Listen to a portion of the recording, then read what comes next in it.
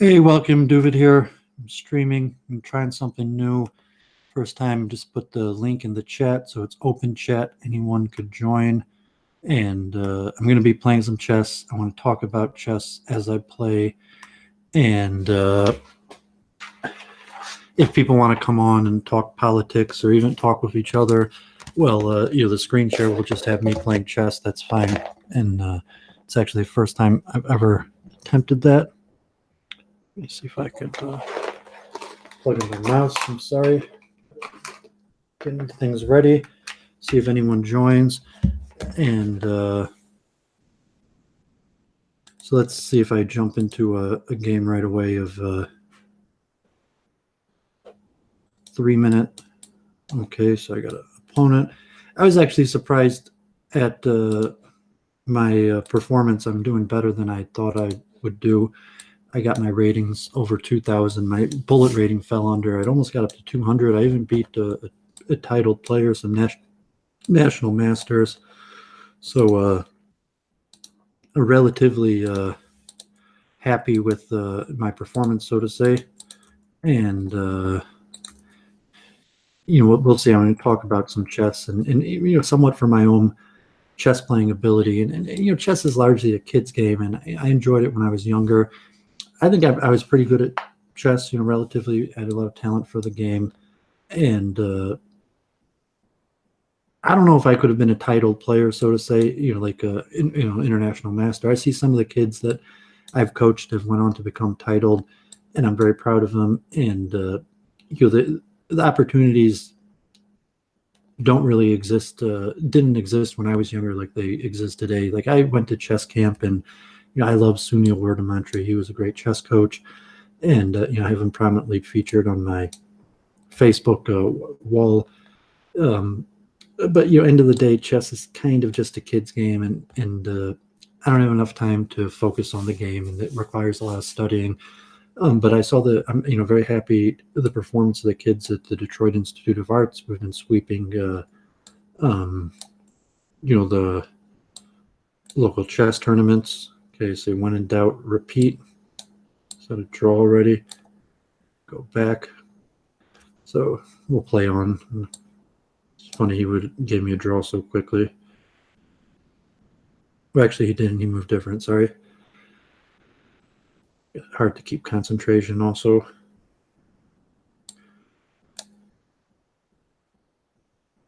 It may have been a bad idea, but I think I could get out of the pen. I'm leaving myself susceptible to the pin. But if I take, I'll be on his queen, so that should be all right. So he didn't bother going into any of that.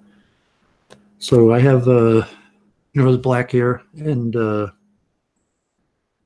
think this worked out relatively okay for me. I got my queen in the center. Everything seems okay. See if he wants to trade rooks. I'm going to move here, take, get on the bishop, trade queens, get my rook well positioned. I think I have the advantage here. I'm not sure if I'm won. Opponent's from Wales. Okay, so he has to take with the rook, or else I'm on the pawn. And actually, it looks like I'm winning this pawn. He may be able to counterattack or do something, but so see what happened. Yep, negation. First time I'm trying this, so it's just going to be open chess, me playing chess. Anyone who wants to join is welcome. We could talk, and as long as you are interested in watching me play chess, I'm not sure that's going to help them, because I could just defend that, and then my bishop is going to come here and defend the pawn. So I'm learning the technology. This is just a 3-minute game. Now there's different ways to play chess on this. Oh yeah, I missed that. But I think he might be in some trouble. Let's see. Not sure how bad that is. So this might get a little bit sloppy. He takes with the bishop. Okay. Well,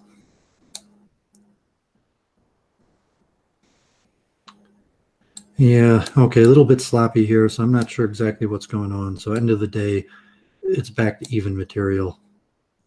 I thought maybe something better would come from that, but it didn't. So I play there, he's just going to be able to check me and force me back, but it doesn't look like I have a choice.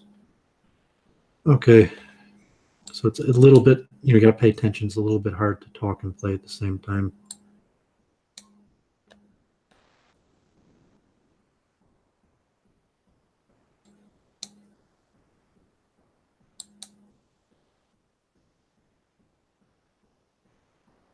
So this is probably just a draw, but oh,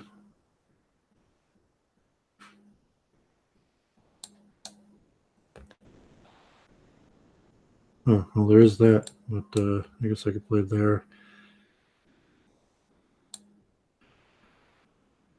So this didn't turn out exactly as I would have liked, but it still might be okay. We'll see what happens. Oh, that was really bad. Oh, I better run. So now I'm going to lose this game. This didn't work out the way I wanted. I mean, it's possible I won't lose. I could conceivably...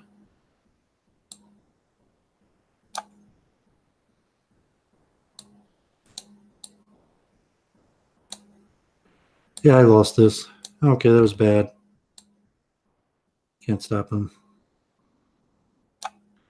It's over. I lost. Yeah, chess requires a lot of memory. So there's a little bit to, keeping your mind sharp. So, the main reason I play chess is to keep my mind sharp and as a volunteer activity coaching. And, the kids I'm coaching are getting pretty good right now. We got a lot of like class A players, people getting close to expert strength. So I want to, I used to be expert strength when I competed. So I want to at least get back to that and sharpen my mind a little bit. And my openings are weak and it take a lot of study. So if people come on and more interested in chess, I'll actually, talk about some opening preparation and more theory, and we might go through. And right now I'm on the free subscriber level to chess.com. So there are more resources available for opening study and computer analysis. So I play these like pretty crappy openings relatively. They're good for quick play because they're a little confusing and it's tough for people to know what to do in these very quick time controls against these openings that I play, but relatively they're inferior openings. But it's also fun. Like King's Gambit's a fun opening. It's a famous opening. It's one of the most famous historic openings. Very attacking, so it's fun to play in these certain style openings. Okay, so he's got his queen voluntarily pinned against the pawn. Okay, let's trade. See what happens here. Pretty even. I got the center. This pawn could be weak in the center, or I might be able to, try to create something with a pawn storm on the king side. So I have what to play for. These generally, like the openings I play, provide the similar ideas each game, where I'm going to have a king side pawn storm, and he might have a little bit of play on the queen side that if my king side attack doesn't pan out, will you work to his advantage. So be careful here. Just make a move. So playing quick. If anyone wants to talk, you could just join the Hangout. It's in the link. We could talk as I play, or you guys could talk to each other while watching me play if that's interesting. It's my first time testing this out, so see what that looks like.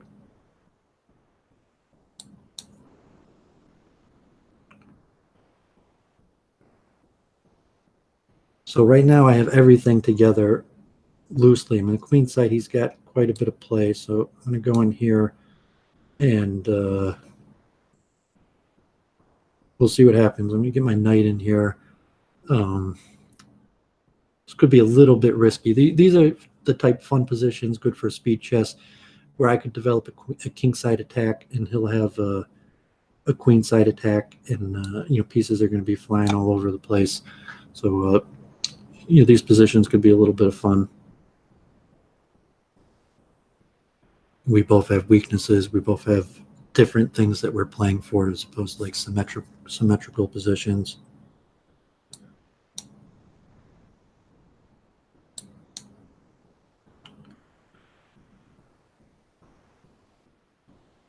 So it's pretty interesting here.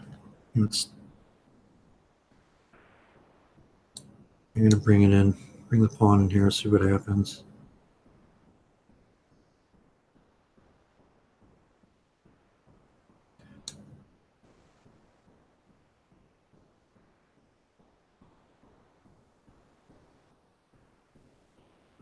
Okay, I'm coming this way. I'm on this pawn and this pawn, so I'm on both of his pawns. He's threatening to win my queen. Bishop there would have pinned to the queen, but I won his pawn. Okay, he's got that check. That's fine. I have to trade. I'm going to go backwards. So he could take that pawn. I'm going to go this way, bring my king in. This pawn's blocking his king from coming through. So let's see what happens.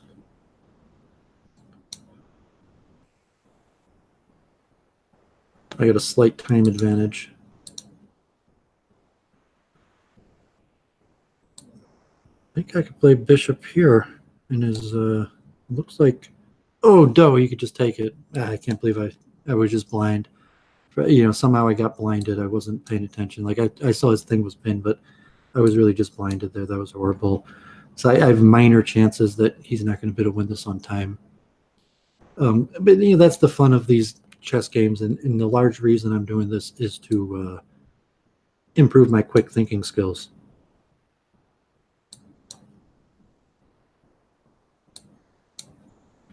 But yeah, I'm basically just lost here. I got nothing except a minor hope that I went on time.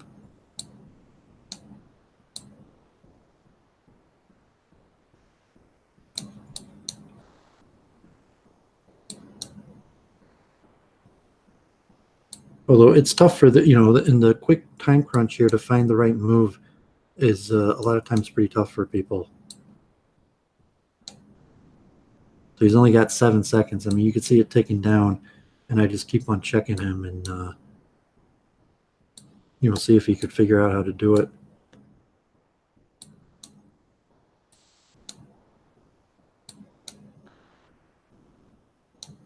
So now I'm going to block his queening. Yeah, I won that on time. So it was pretty lame that victory like that. But that's the nature. That's the fun of playing these games. That I was able to win that one on time.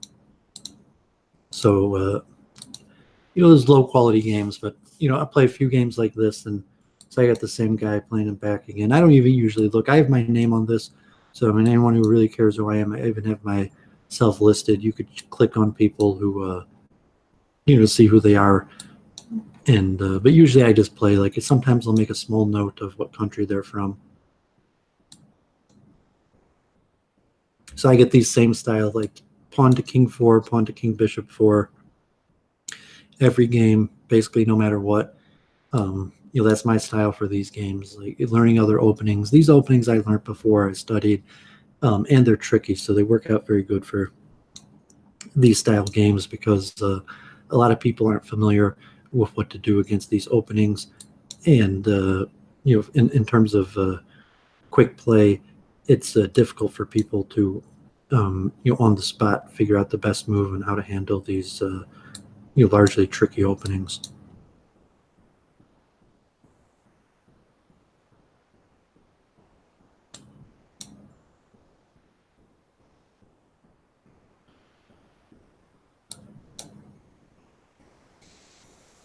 But I mean, here White's got pretty good position. All those pieces are facing down my king.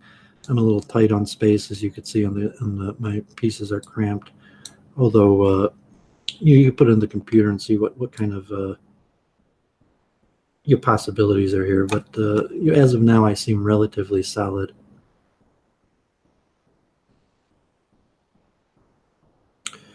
You'll get rid of that bishop. He's got these pins on the knight, and but as of now, everything's defended. So I'm just gonna Come back here. I got that pawn hanging, so I double my rooks eventually. I might just try to trade queens, bring my queen around and trade it. You could see much better chess players doing this. Like these days, everyone plays chess. I watch Nakamura. I've met Nakamura. Obviously he's the stepson of my favorite chess coach, Sunil. So I enjoy watching him. He's obviously much better. But I thought, see if anyone wants to join in and kind of, just schmooze or talk.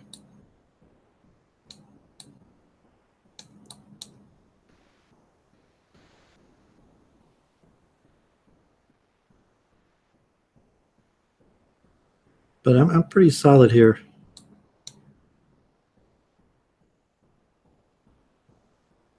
This pawn here in the center could become weak. You could be a little worried about possible queenside action.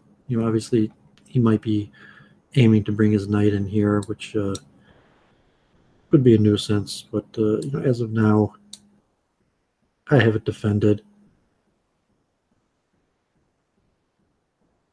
So if he doesn't do anything, I'm going to snap that pawn. So he had to defend that pawn, and I'm just going to defend that. Leave him potential to come back and trade bishops or bring his knight in. So here he goes trading bishops, and I think I'm going to have to trade bishops. And I better open this up, give myself some counterplay. So now he might have some difficulties here. So let's see if he takes with the rook. Yeah, I'm not sure what he's got here. So I might just be able to win a pawn and just get greedy and snap a pawn because that's what he's got. Okay, so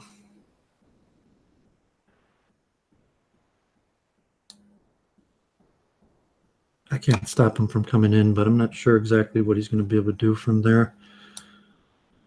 So come around and yeah, I got to get some counterplay right away. I don't want to just lose this. Okay, I better snap that pawn quick as possible. Get some counterplay. I'm not sure what he's got here. He might have messed this up. I mean, he could bring his rook down. So he brings his knight in, and I'm not sure. I think he messed that up, honestly.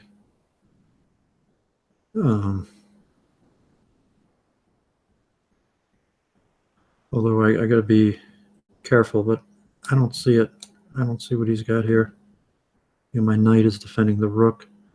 Now I'm up 2 pawns, and I'm up on the clock 10 seconds, so I'm feeling pretty good about this. Let's go this way and just keep on winning pawns. I could even just start pushing the center pawn. So I think I'm going to win this. Thank God, it's looking good. You just got to be careful. The nature of these quick games, a serious blunder could, like I'm up 2 pawns, but serious blunder could change the tide, and it could turn a win into a victory. And obviously, he's got a lot of pressure. He's got his pieces all pointed towards my king, so he resigned. He gave me that game. So let me try one more 3-minute game, then I might try some 1-minute games. So actually my 3-minute rating is doing quite good. I'll look at my stats, but I got myself up, to over 2,100. And, I'm doing pretty good. I was surprised I beat like National Masters and played some title players. The rating system on this is a little bit different. So you have different players that you might be different in real life. Internet chess is not the same as real life. But so the main reason I'm doing this is to sharpen my mind and to add to my chess coaching credibility and just to help the kids out. I enjoy chess coaching. I'm good at it. It was a great decision. Obviously, the kids I've been coaching are winning championships. They're nationally known, and so on and so on. So very happy with that, and you want to make sure that I'm a competitive coach. The kids should know that the person coaching them knows what they're doing. So then, I put myself on chess.com, largely, just to that guy Elliot who wanted to play. And my game had been out of practice. So that guy Elliot, um, almost was competitive with me. Relatively, he was competitive. He beat me some games. So it made me feel like, I got to get my game back. I got to, I'm so out of practice. That guy Elliot, I should have been able to beat him every game relatively, just on like chess is my thing. So I get enough practice. So just guys like Elliot, I should be able to beat every game.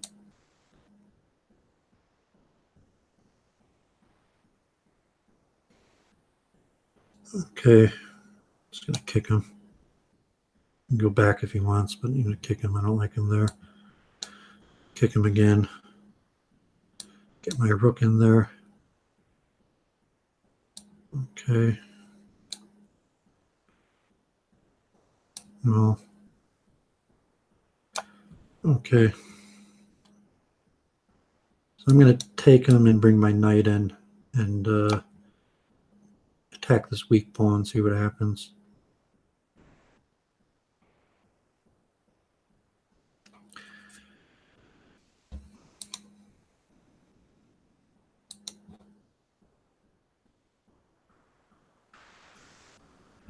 So I'm going to switch to 1 minute. I wanted to get my... Oh, so he sacks the exchange.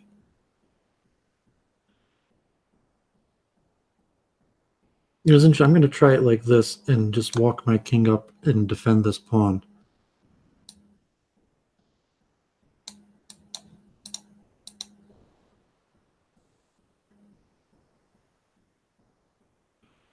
So I'm going to sack the exchange back, and now I got my king defending the pawn, and he might be in some trouble here. He bring his king in, but one thing I'm going to be able to take this pawn, and yeah, he's in some trouble here because I got my rook in. So his little thing there didn't work so good. It looks like now he's disconnected. Oh, he came back, but he's basically lost here. There's nothing you could do about it.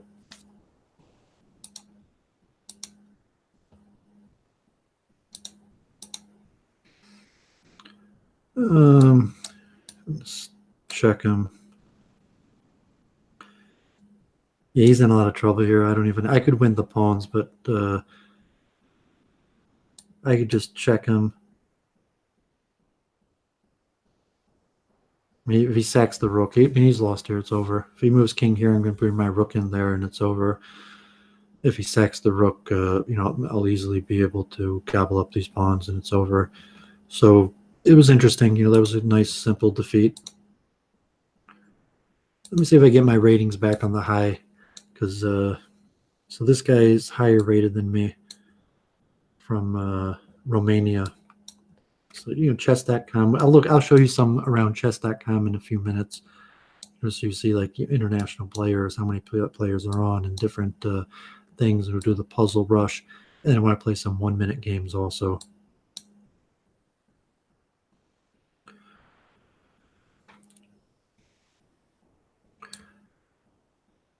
So there's different strategies here. I got the same basic ideas that I'm doing largely every game, no matter what he does. So, here he played f5 before you can lock it up. If he's like, take it, you can pop his knight there on me, which I'm not quite sure whether that's what I want to do yet. So, we'll just both slowly develop our pieces.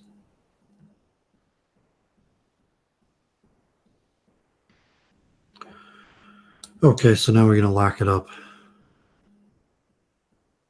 And I'm probably going to lock it up here, play d4, and see if he takes. But so, okay, be a little bit careful.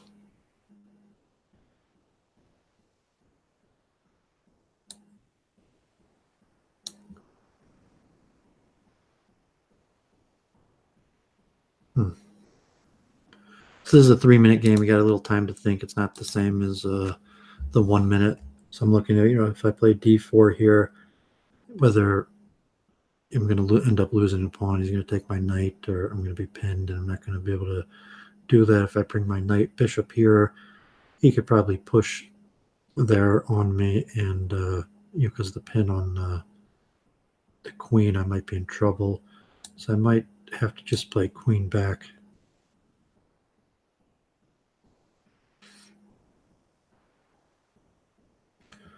Okay, that's fine, because my goal is to play here. So if he pushes, that's fine. Pushes here, that's fine. I mean, I guess we'll see what he does, but yeah, I'd wanted to play d4, but that may not even have been the best. But okay, so I think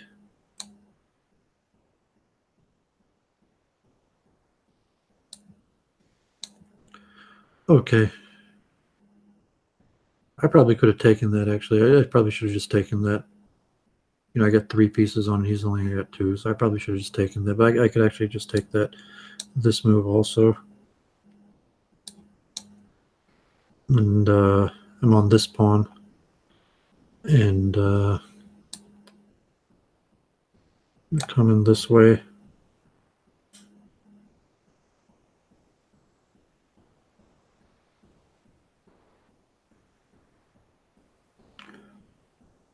So I got a pawn out of this, although, it's not clear what's going on here. And I'm kind of, bound up here. So let me just overprotect that pawn.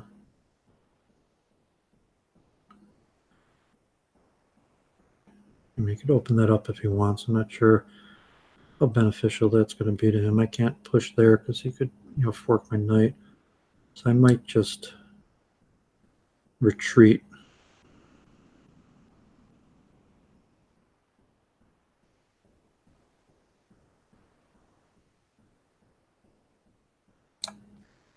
Yeah, I'm way down on time now, so I'm talking too much. I got to start moving quick because now I'm down to like 40 seconds. So I got to be careful.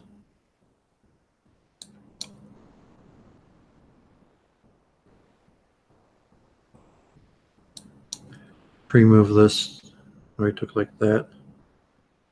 So let's take here. Close that up.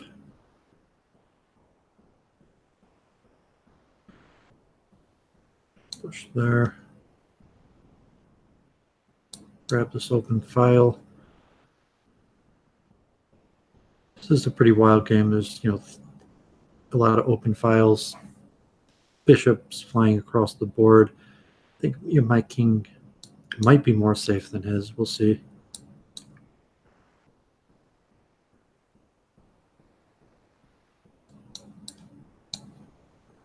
Okay, so I'm going to get this pawn. Definitely got to be careful. I'm way down on time, so he definitely has good chances of winning on time.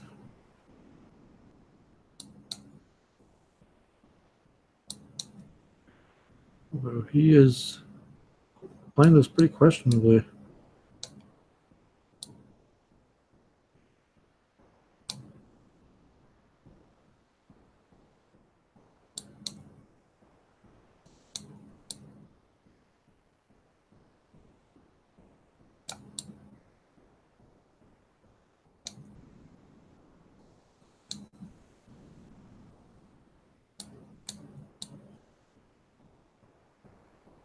I gotta figure out a winning strategy. I might not have one.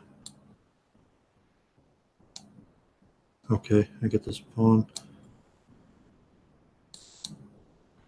I'm just gonna lose on time. There's no way I'm gonna be able to win this.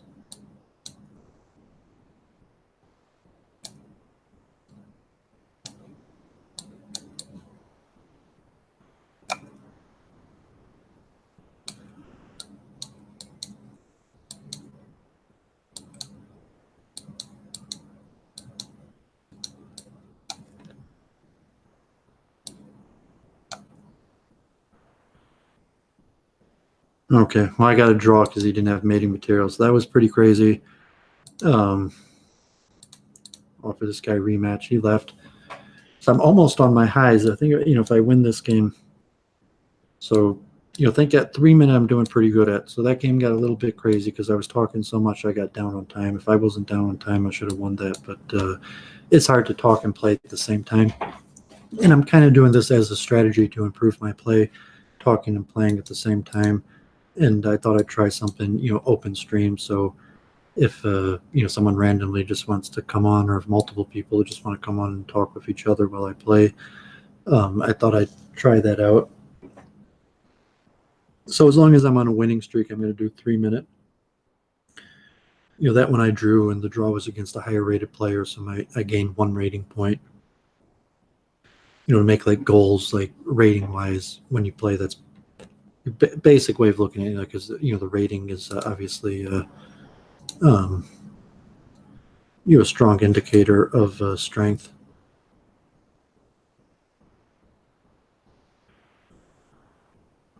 Okay, just develop my pieces.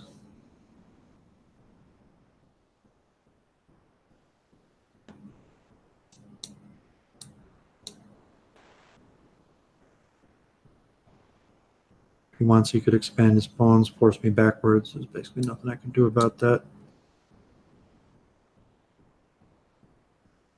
Get my king out of there. If he could have tried pawn there, but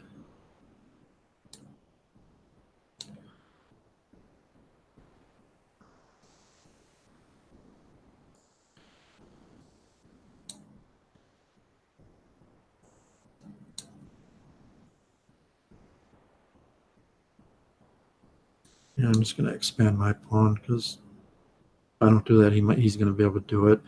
So if he pushes, okay, he didn't push. So that gives me a good bishop square. Although it also gives him a good square for his knight. Just pop him there, harass his knight.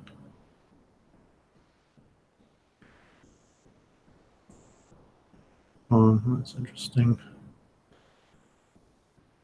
Okay. He wants to trade bishops, I'll do that.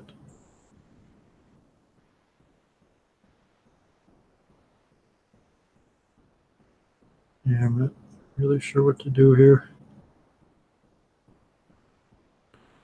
I really don't want to take the knight. He's going to pop the pawn there. Could have been a bad idea moving a rook there. Okay, take.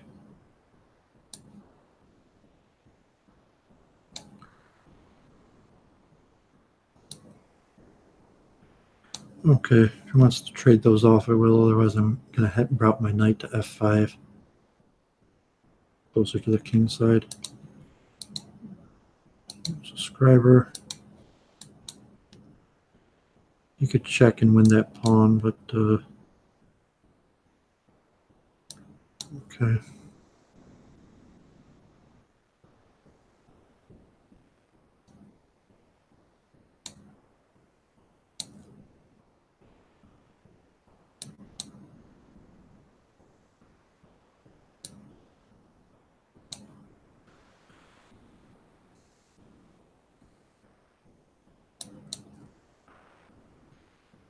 It looks like everything's being held together.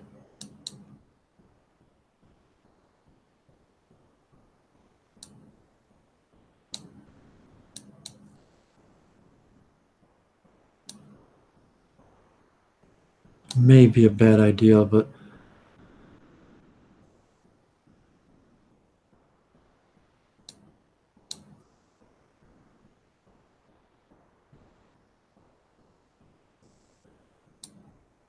not sure the best way to play it.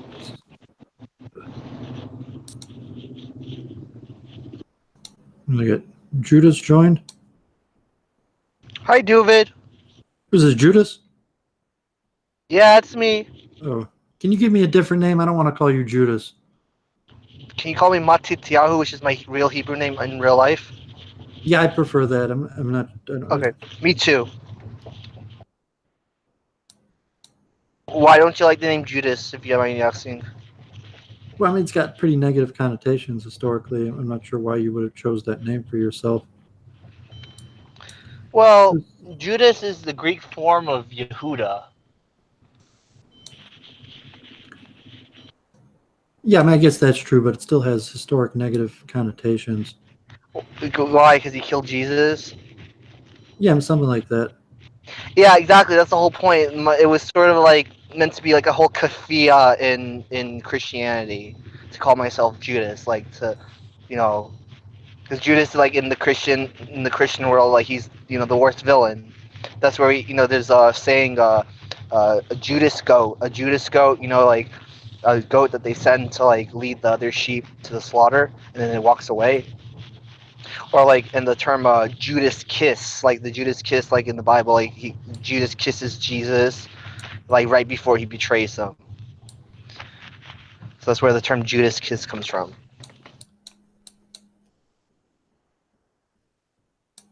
Okay, well, I read that on Wikipedia. that came down to a draw. So you play chess? No, I'm too low IQ. Well, I mean, you could be low IQ and play chess. It's just a game. I'm saying like be a champion like it. I was a junior champion. Like obviously I'm a high ranked chess player, but you don't have to be a champion. Like a lot of people just like the game. Why did I like the game? Um,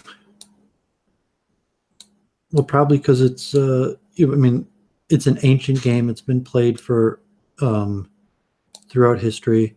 It has religious, spiritual connotations to the game.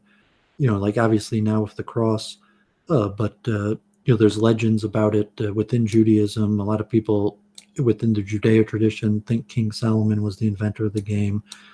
Chess has been popular among the Jews. The rabbis write about chess, over 1,000 years. I think even Maimonides, almost, the Lubavitch Rebbe talks about chess. I mean, chess has a part in the Jewish tradition that a lot of famous rabbis played the game and had thoughts about the game. And even like the example, like, can you play a game on Sabbath? Chess is usually the example given in the halakha and the sages. Have you ever heard of something that I recall them saying that playing cards like poker and stuff, that was invented by Jesus. Are you familiar with that? No, I, mean, I would probably doubt that you're I don't know. talking like the king queen and I mean those likely have pagan origins. I was listening to a show about Nittelnach. I know you know what Nittelnach knows. I'm part our viewers probably don't. But like, yeah, I think the rabbi said something like that Jesus invented playing cards. Yeah, I don't think so. Honestly, I don't think so. I think I may have misheard him though. Yeah, I think the playing cards have their origin in the Middle Ages, like the king and queen and Jack and that stuff. Do you know when it was like in the historians? When's the earliest they documented when playing cards was invented? Are you familiar with that at all? You mean I'm sure you could Wikipedia that or something Yeah, like I'm sure that. that is I'm probably.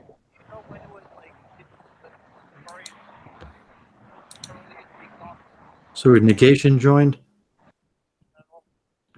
This one's not looking good. It's looking like like my piece is all cramped. He's got the two bishops pounding down on me. Um, Yeah, I'm here.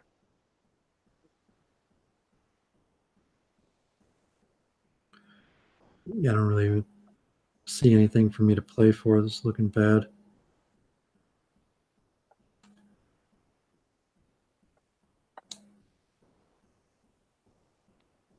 So, are you a fan of the history of chess?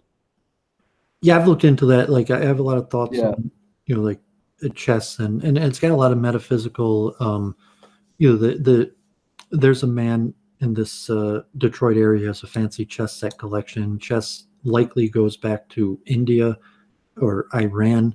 If you look at the history of games like backgammon, uh, people think it comes from an ancient form of ancestor worship, of ancient forms of divination, and the concept of like roll the bones, where people used to try to decipher the will of the gods by um, by carrying around the bones of their ancestors. Actually, there's a story in the Talmud about a rabbi used to, who, like, God forbid, he had a bunch of sons that died, and he carried around the bones of his dead Oh son or wow. something. And every time someone complained about suffering, he would like pull out the bone of his dead son and be like, "You think you suffered? Like, here's the bone of my dead son."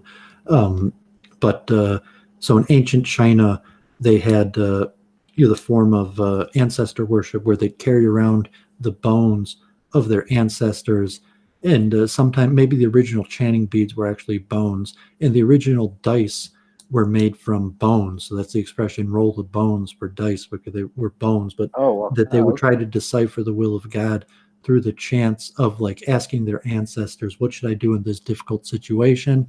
And so they, so to say, roll the bones of their ancestors as a form of communicating with the dead. Wow, that's crazy. But yeah, no, that makes sense. But wow. That's interesting history, and that chess migrates through like a lot of things in the West, like mathematics and science and different things. Where I don't know why he did that. Not sure why he just did that. That didn't make sense. Oh, I'm losing on time. That's why. Ah, there's been a lot of Jewish chess champions, haven't there? Hasn't there been? Oh yeah, yeah. I mean, it's one of the things we're famous for. A lot of Armenians too, or some half Jewish, half Armenian people. I got minor chances to checkmate him here. Although, yeah, I gotta say it's not looking good, but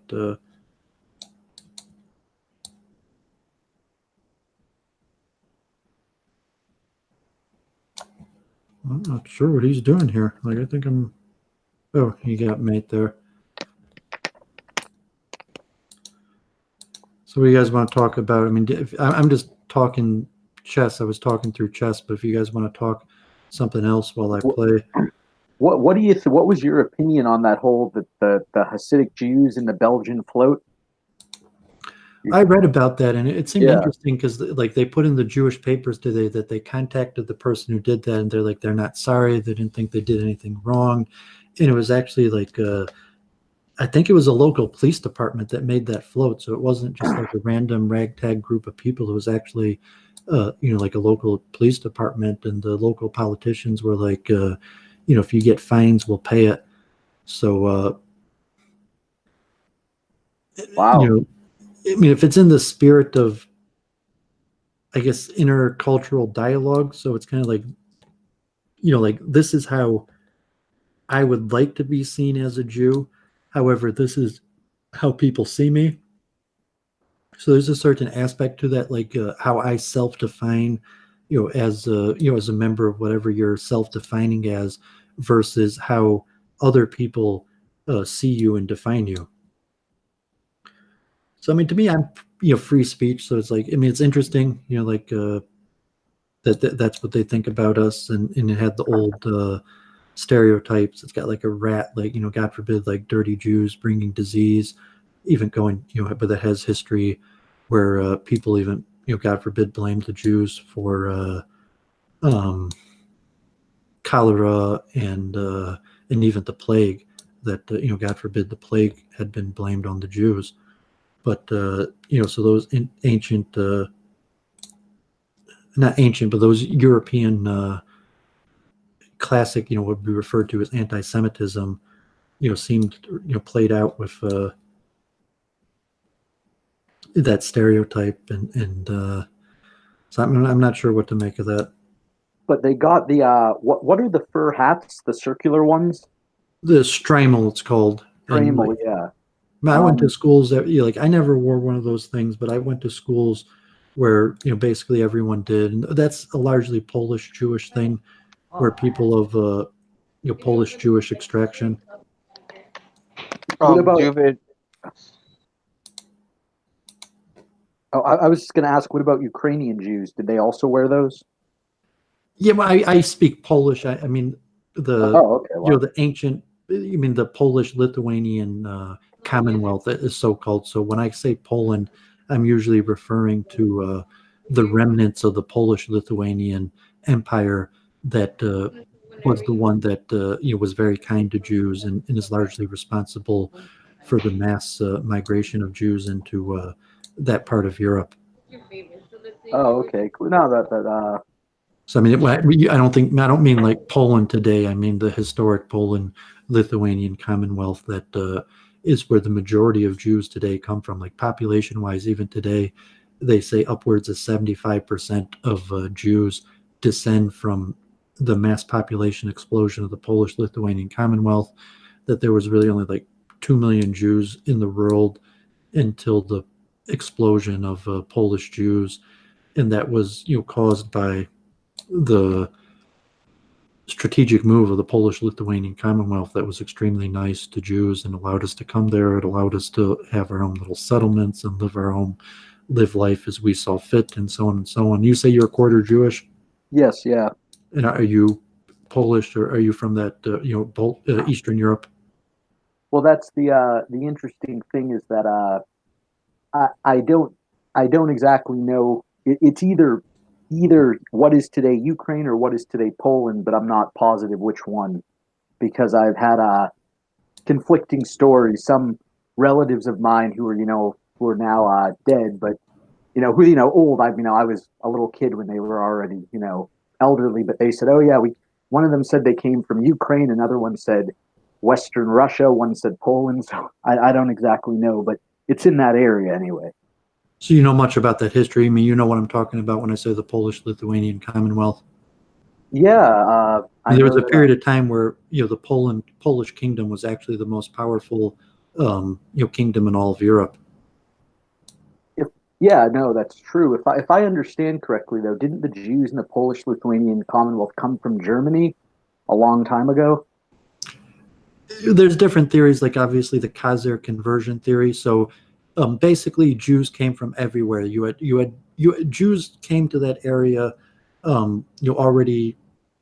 You're going back. Okay, that's gonna wrap it up. Check. And then pick up his queen. Are you a chess player, Negation? Back in high school, I actually was in a chess club, but it's been a long time since I played. Relatively long. Can you time follow ago. what's going on? I mean, you saw that I checkmated him there. Yes, yeah. Yeah.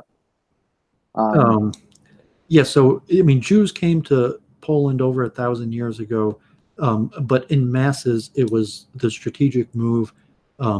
Because they always had a nice setup that were friendly to Jews, and there were different migration periods. But generally, Jews didn't move to Eastern Europe voluntarily.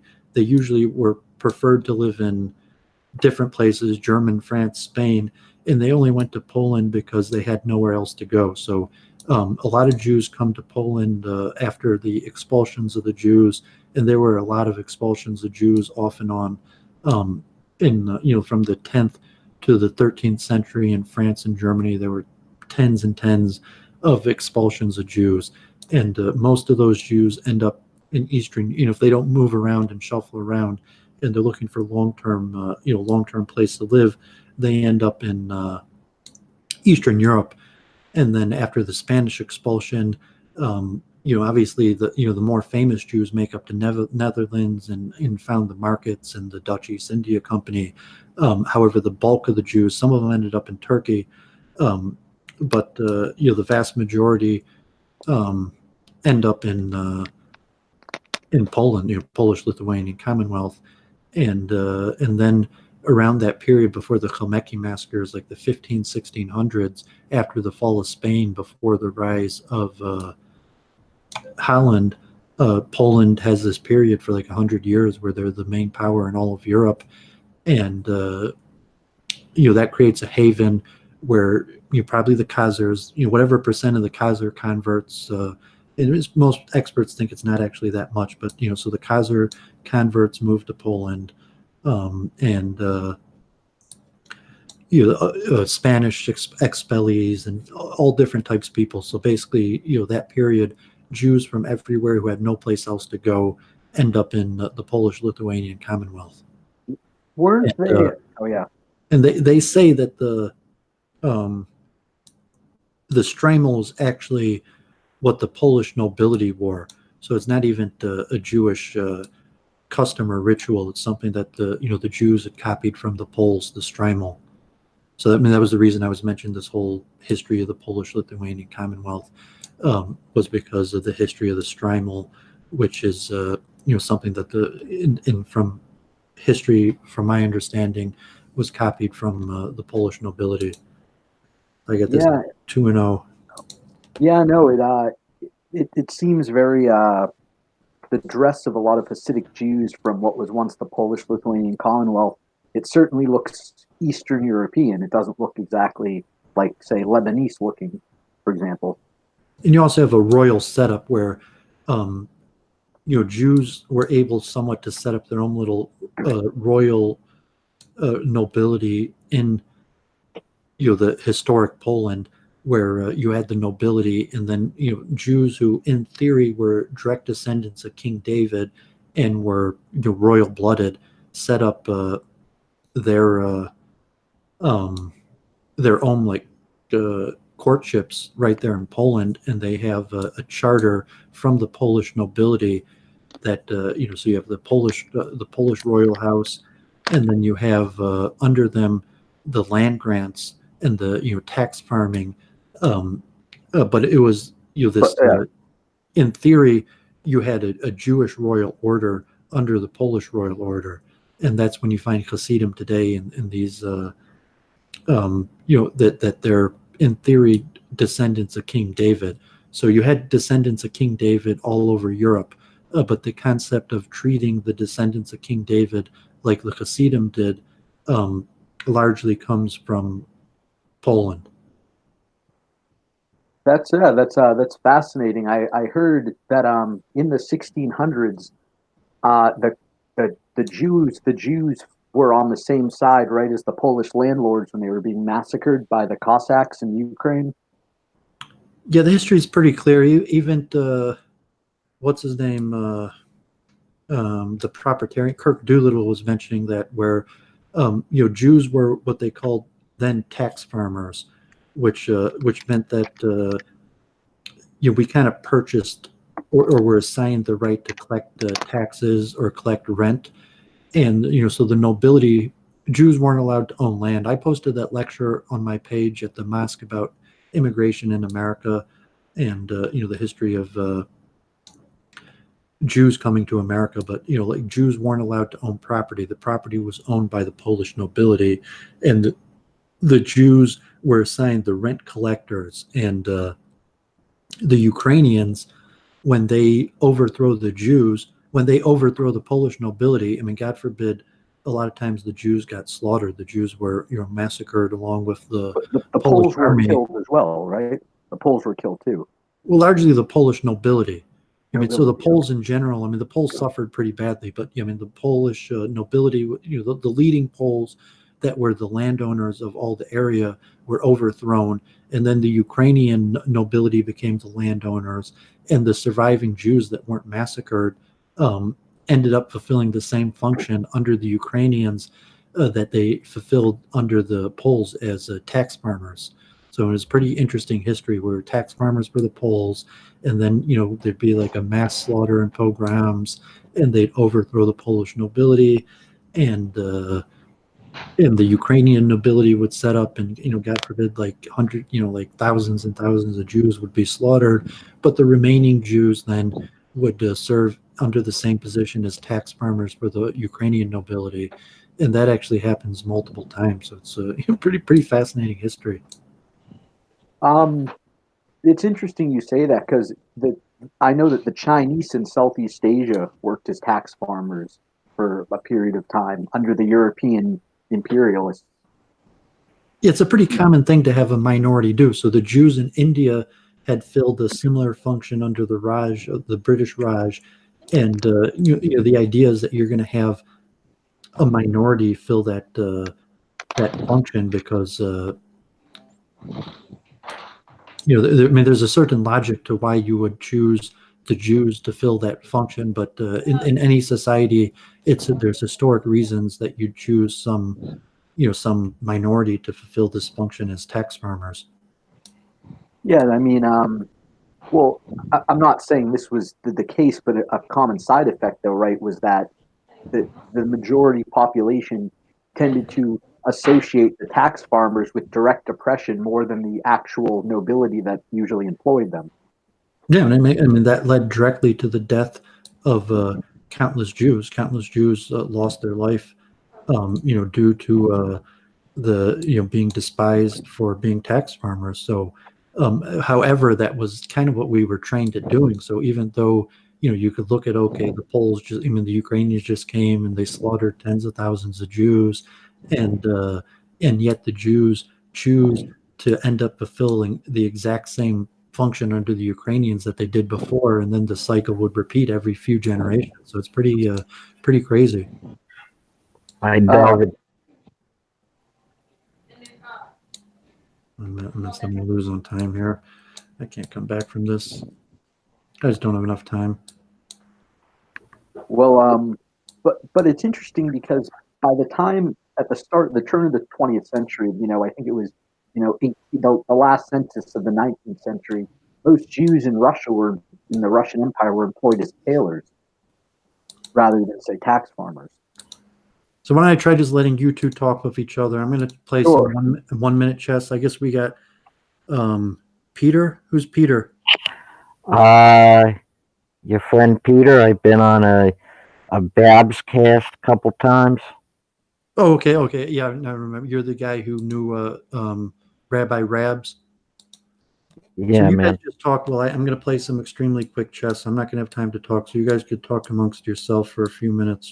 I'm going to try to play some 1 minute chess. Well, I'm down to talk to anybody about anything for about 10 minutes. Then after that, I probably have to go. But if anybody has anything interesting to talk about.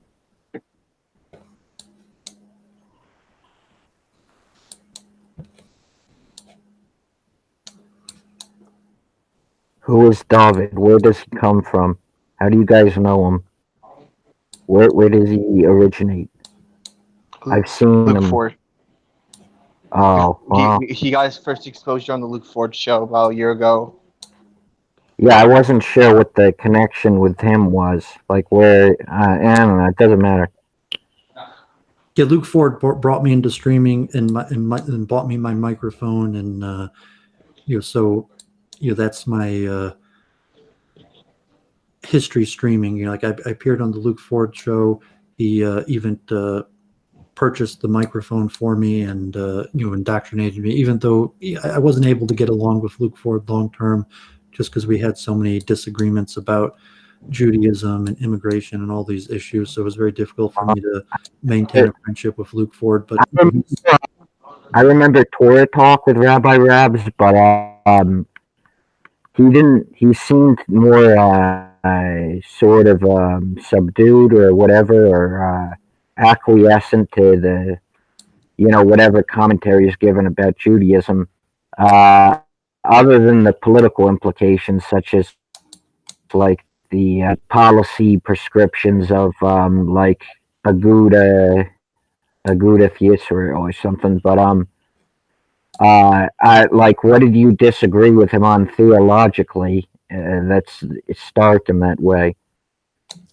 let me finish this. I'll talk in like 30 seconds. Yeah, hashkafa, machlokes.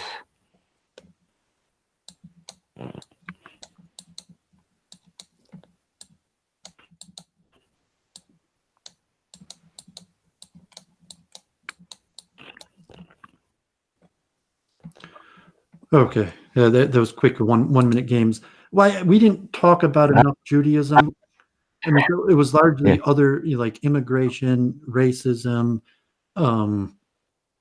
compassion for the weak, denunciation of degeneracy and pornography, that and just having all these like anti-Semites, Holocaust jokes, and different things that made it difficult for me to get along with Luke Ford. So it wasn't per se anything Jewish, because we weren't able to talk about Torah. We did these Sunday Torah Parsha shows, and it'd be like we'd be talking Parsha, and then he'd be like, "Let's listen to the Richard Spencer. Let's listen to this alt-right podcast," or he'd just go into these like rants about pornography and different things. So we weren't even able to theologically. I'm sure we disagree because I'm not.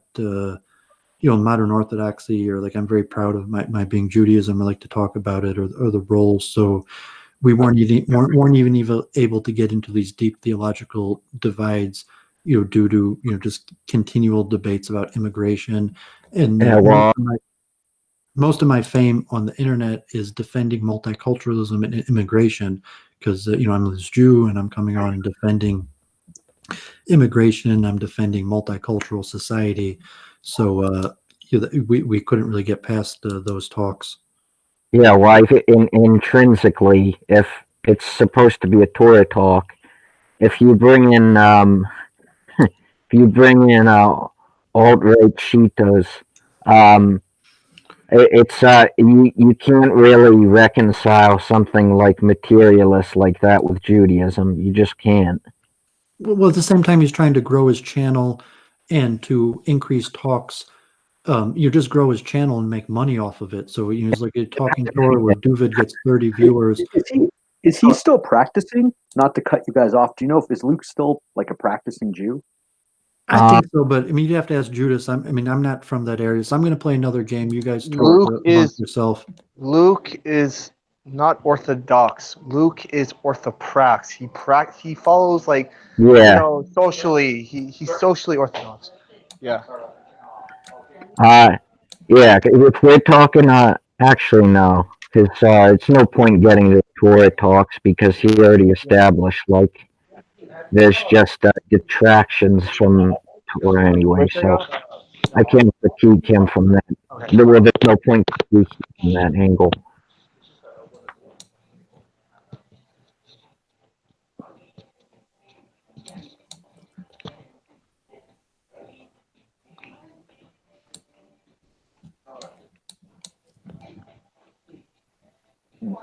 Yeah, Luke is Orthoprax. He shouldn't even been converted.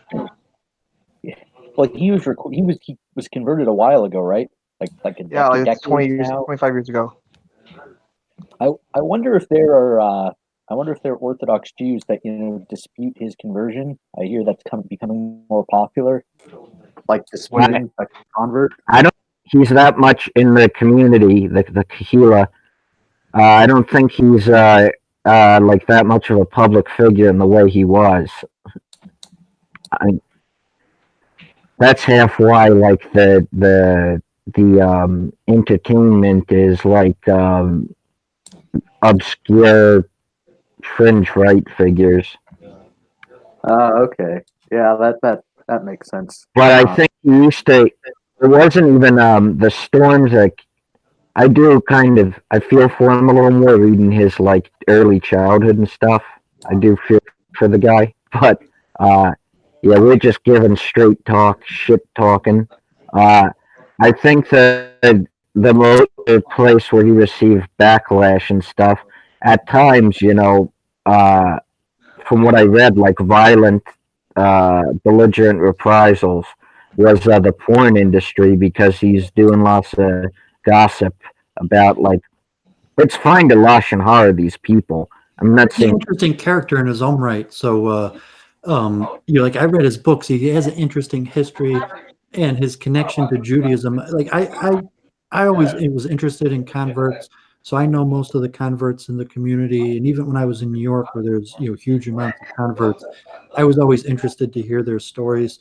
So like Luke Ford, the character, his connection to pornography and alt-right and blogging,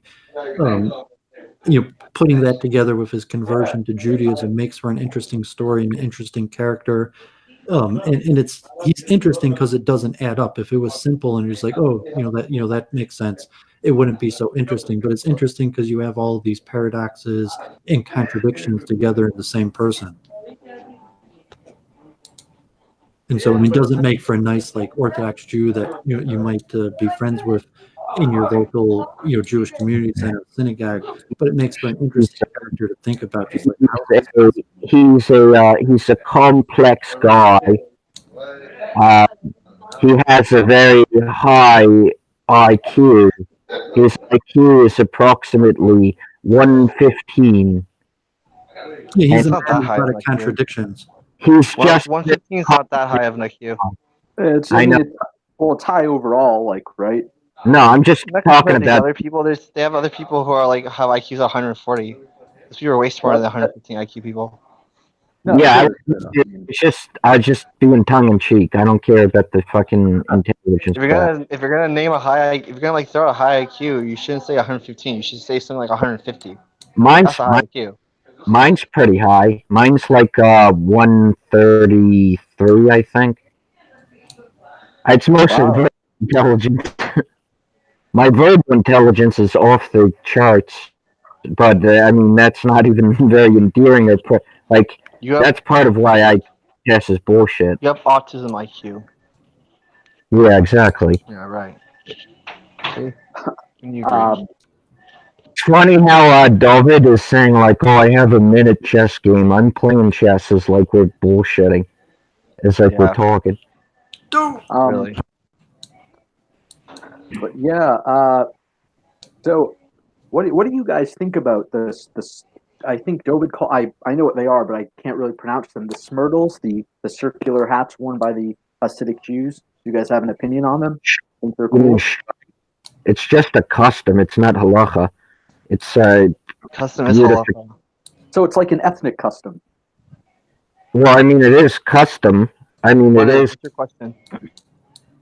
It is custom in certain. Yeah, it is ethnic in a way because, Yeah, for example, the Lubavitch, which are one of the rebellium, you know, from the more distant past, wore Streimlich, but since one of the Rebbe's, I think the last one, maybe I think Rashab wore them too, but one of them just Yeah. stopped wearing them and it wasn't a custom, so it's not it's not a it's not it doesn't reflect on a negative mitzvah. You're talking about the hats? Yeah. Yeah. Oh, that's in Hebrew. That's called an atifa. A tifa is the Shulchan Aruch, the Code of Jewish Law talks about wearing like a special kind of headwear when you pray. But And so they uh, felt by wearing that. And there's like different. Yeah, that's different by custom and where location and and the that way the hats look uh, aren't like the same. Harim Like the as well. fedoras they wear is different. When they're What it in was years ago. okay. Yeah. Yeah, it's not binding. Wearing a yarmulke is Right, binding. right. Well, now But it's limited to Eastern European Jews, right? Yakis and some Yakis don't wear yarmulkes like that. They don't like. It's more of a humrah, I think. Yeah, Because the four ammos of fuck. It's like a I know what you're talking about. That was like for almost without kippah is like chil Hashem, right? Yeah, but it also Yeah, represents that's not halacha. the ammos represents something metaphorical though, because it's also aspects of the Torah, the Shulchan Aruch. I think it's a metaphor for it as well. Yeah. And then when you talk of four ammos, if there's like a halacha, if someone is paskening halacha and they're like, yeah, where in the Shulchan Aruch does it say that? Someone will say like the fifth chelak of it. So like the fifth. Peter, I have a question for you. Peter, I have a question for you. Yeah. Have you completed the entirety of Shulchan Aruch? Yes or no? Not the Shulchan Aruch, more the. Can you explain to our guests what the Shulchan Aruch is? Because I don't think he knows what Shulchan Aruch is. Okay, well, there are authoritative texts in the Jewish canon, which is just, we call it more broadly Torah, and that's Chazal and all the ancients and stuff, but there's also, there's Rishonim, and I think today, yeah, Achronim, and all these rabbis that are held in higher esteem because there's that reference where's that reference? What's that reference of declining generations? That the Eurytus Sidoros. yeah. Basically, there are very poskim or lawmakers on halacha that are held in greatly high esteem because they're from the past generation, and one of them was when they wrote the Shulchan Aruch. That's considered it's a codification of halacha, and there's different things that we have through generations with poskim, poskim hadur, that like Wait, codify halacha. listening to this makes me realize how like autistic Judaism is. Oh, I think like the Like thing. it's like the most autistic thing like ever. Like I don't. I want you to stop talking about this. No, the things that you could attribute to my autism could also play off of like Jewish tropes, such as part low of IQ. the reason why you like Orthodox Judaism is because you are autistic. Dude, probably right. Wait a I'm sec. not saying that as a put down, but that's a fact. Judaism is very appealing to autistic people. Are you guys not? I mean, if it's not personal to ask, are you guys all Orthodox Jews then? I am. That's personal questions. I'm Orthodox. Okay, well, You're gonna start talking about Judaism online and start talking about halacha, and then someone asks you, "Are you Orthodox?" Like, oh, that's a personal question. Oh, Are you good serious? point. Yeah, I know. I'm too polite sometimes. You know. I'm not. But, I studied in Orthodox schools, and like I consider myself a Torah Jew, but I fall short in halacha, and because I'm a Baal Tshuva, it was impractical for me to fit into a formal Orthodox community. But I did study in top Orthodox yeshivas. yeshivas, I Hawaii. consider myself Hasidic, although a lot of people look like Hasidic or Orthodox. But my impression of Hasidism, Neo-Hasidic. That's not it's not per se Neo-Hasidism doesn't really have the Haskama of like the Orthodox. well, But so these days Hasidim are, because Israeli politics and mandatory military service and stuff like that the Hasidim are considered Orthodox in Israel due to current politics. Oh, I actually met because I was at this teach-in for this documentary that a friend of mine wanted to take, and I went with my brother. I actually saw like very totally close up, and I encountered other rabbis. Sure enough, the rabbis walk in. Where is it? I forgot the name of it. It's somewhere across from in Manhattan at the Williamsburg? No, it doesn't even matter. It's just some book cafe, and I met all the the Naturi Carter rabbis, and they carry everywhere with them apparently for their little political hishtadlus. They like carry around Sephurim with them, and they'll just read it intermittently. And I had a conversation with Rabbi Weiss. Earl David Weiss, the guy who just met AOC. And yeah. I was sharing that picture on Facebook of Rabbi Weiss with AOC. It's the Jewish horseshoe, bro. But he said something that really surprised me because I know some people who know him, and they say like he was brought up like sort of in a somewhat modern like Oberlander sort of. And he said in the beginning I of know his such good English. I mean, 'cause most of those guys, their English is horrible. That's why he's their spokesman. Yeah, but this is what They only speak Yiddish. This is what no, they all speak Yiddish. This is what There's one guy who grew up a little bit more Orthodox. He's the one you always see on TV. Yeah, because his English is the best of them. Peter, speaking Yiddish is part of their exclusive club. Yeah, for rich Wally bottom. They give them their money so they could go and talk about how we need to give land to Palestinians, and they're still called themselves Orthodox Jews. No, there's a lot of Spartans that speak Yiddish because the best Torah education these days is in Yiddish. So. He said something that confused me. I'm not shitting you. You could see in the recording of it.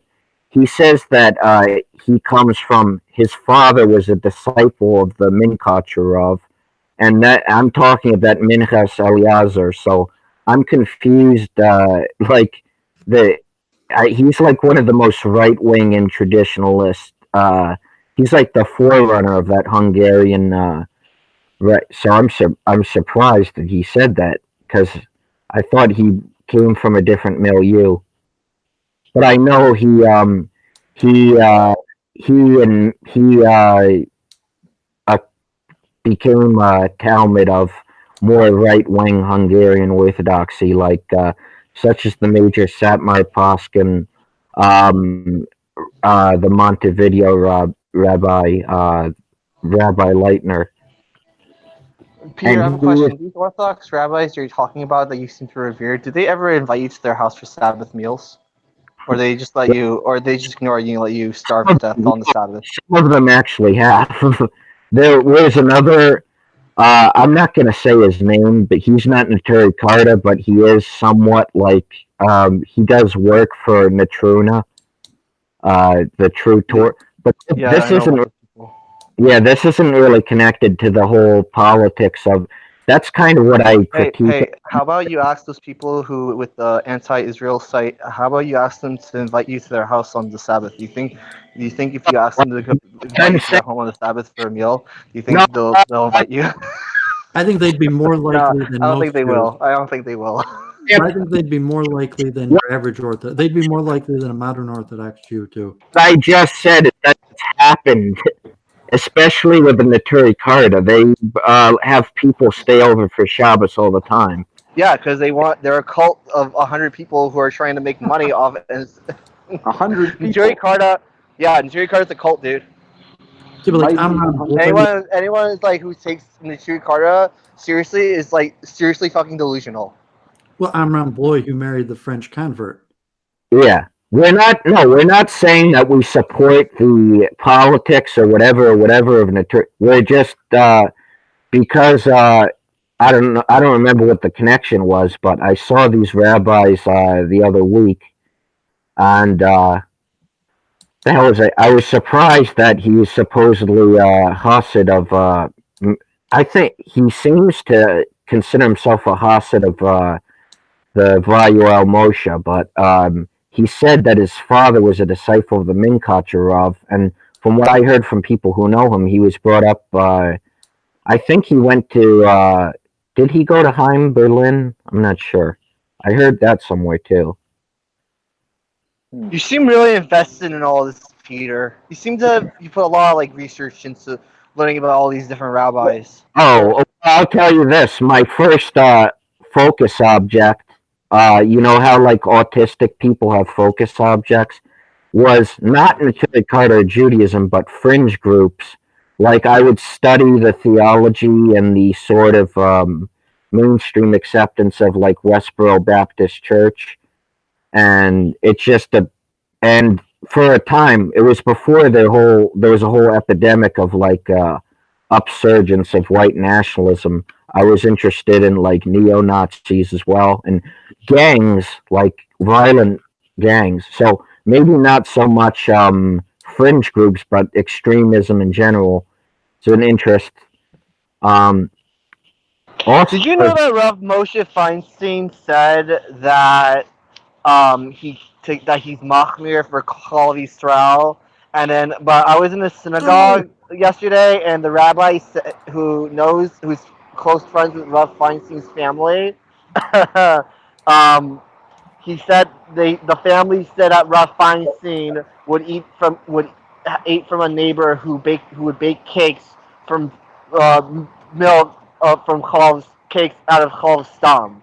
But Rav Feinstein, said that he was machmir just to prove a point. Rav Feinstein was makel to prove a point that he didn't want everyone to only drink Chalav Yisrael because he did it because he knew most people. He wrote in his he could have Shuvah handled it himself. that he wrote that he is machmir. He wrote that he was. Yeah, but he didn't want everyone to, everybody to suffer the same machmir because he wanted people to know that, like, yeah, I mean, drink milk if you can't. Wasn't the Zalemer Rebbe with the one who made Chalav Yisrael, like made it in an institutional level, made it like far more machmir, like authoritative. Do you say the Sklener Rebbe? I served the Sklener Rebbe. No, the Solemer Rebbe. I Oh, think I think we're even on this. do you know the Sklener Rebbe? People, whatever. P-Z-E-L-E-M-E-R. Yeah, I'm asking if you know the Sklener Rebbe also. I mean, the Sklener. I mean, I know Judas knows the Sklener Rebbe because they're in LA. I'm going to throw out that there's apparently 7 million Jews in the United States now. I don't know any Rebbes personally. I Just was throwing it just out. like go to get a blessing from them, but I don't like. I never say like, oh, I'm associated with this Rebbe, or like I never say I know this Rebbe. Like I know of the Rebbe, of certain Rebbes, but I don't know them personally, and they have never once ever invited me to their home for a Sabbath meal. Yeah, but I mean, the Sklener Rebbe is in LA and does have a synagogue there. The Skolner Rebbe is not in L.A. His son is in L.A. Yeah, I've always thought Brooklyn with Sculliner. These are like courts. Like you guys are talking about courts. Well, Like, technically, yeah, because the Hasidic custom of like Das Torah, it's just this one guy, and the scene is a lot more inherently saintly. And Noose in Square, it's just insane though, because there's been and where my mom hails from as well, because Curious Joel, they they if you don't listen to the guy who's centralized politically, sociopolitically as a Rebbe, there's all these repercussions that are just ugly, and they're seen as human actually. Because really, that's just bullshit. I mean, that's not like Judaism, really. It's not. But your ancestors, you said, were square Hasidim? Hmm? You said your ancestors were square Hasidim? No, Satmar. Oh, Satmar. And a little Menkach as well. Because I only very recently looked at created like a tree of my relatives. I still have I don't have the account anymore, but I do have screenshots of it's 25% from Poland, and then no, maybe even less than that, maybe like 1/8 Polish, and then the rest like Romania, Hungary, and my mom was from Curious Joel. wow. And we actually taught Rabbi Weiss. No, because I said my dad's surname, so he couldn't have been right. But he said, "Oh, there's a Gensler and Satmar," but that's my dad's side. Wow. Do these Hasidic groups ever interact with people who aren't Jewish on a daily basis, or that doesn't usually happen? Man, of course, they live in Manhattan. Of course they do. Right. There's a concept called Havdalah, or like separation, and but at the same time, they would far rather do, and poskim such as Feinstein, as was mentioned. No, not They Feinstein. went to the point saying Hasidim It was Rabbi Avigdor Miller said because we live in New York City. Yeah, but Rabbi Avigdor Miller, and even like prima facie, Al-Pi Halacha, you would hold like a Christian, or Ashkenazim at least, would hold like a Christian, like Gentiles, like say the religious right, politicos, in higher esteem, especially in terms of his shabrachs and his statlas. You would hold those Christians in greater regard than like a atheist Jew. Oh, that's pretty fascinating stuff. But and that's just as business. Yeah. I mean, you could within terms of business, you could deal with anybody and everybody. Right. Yeah, I'm saying for like working with them like politically, because we brought up something similar with Naturi Carter. Their political issues, the appraisals of them in terms of like anti-Zionist Jews would be his shabrach, his sachbrush. I think. Fuck. You lost it. Yeah. Sorry, I'm gonna head out, guys. But if you're still on here later, maybe I'll pop back in. I appreciate you guys giving me all the information. Some interesting stuff I know about. Yeah, sure. Thanks for coming on, Negation. Good to talk with you. We got our quarter Jewish friend here. Yeah, indeed. Well, see you guys. Okay, blessings. Let's see. Thank you. You too. Oh, one of the Rebbeim, well, the school under Rebbe, the surname is Portugal. That's an Ashkenazi surname. Is it like for Sephardim in Portugal who like who like were exiled to Europe or something? I'm not exactly sure the origin of the name Portugal, why that's their name. I mean, I know that's their surname.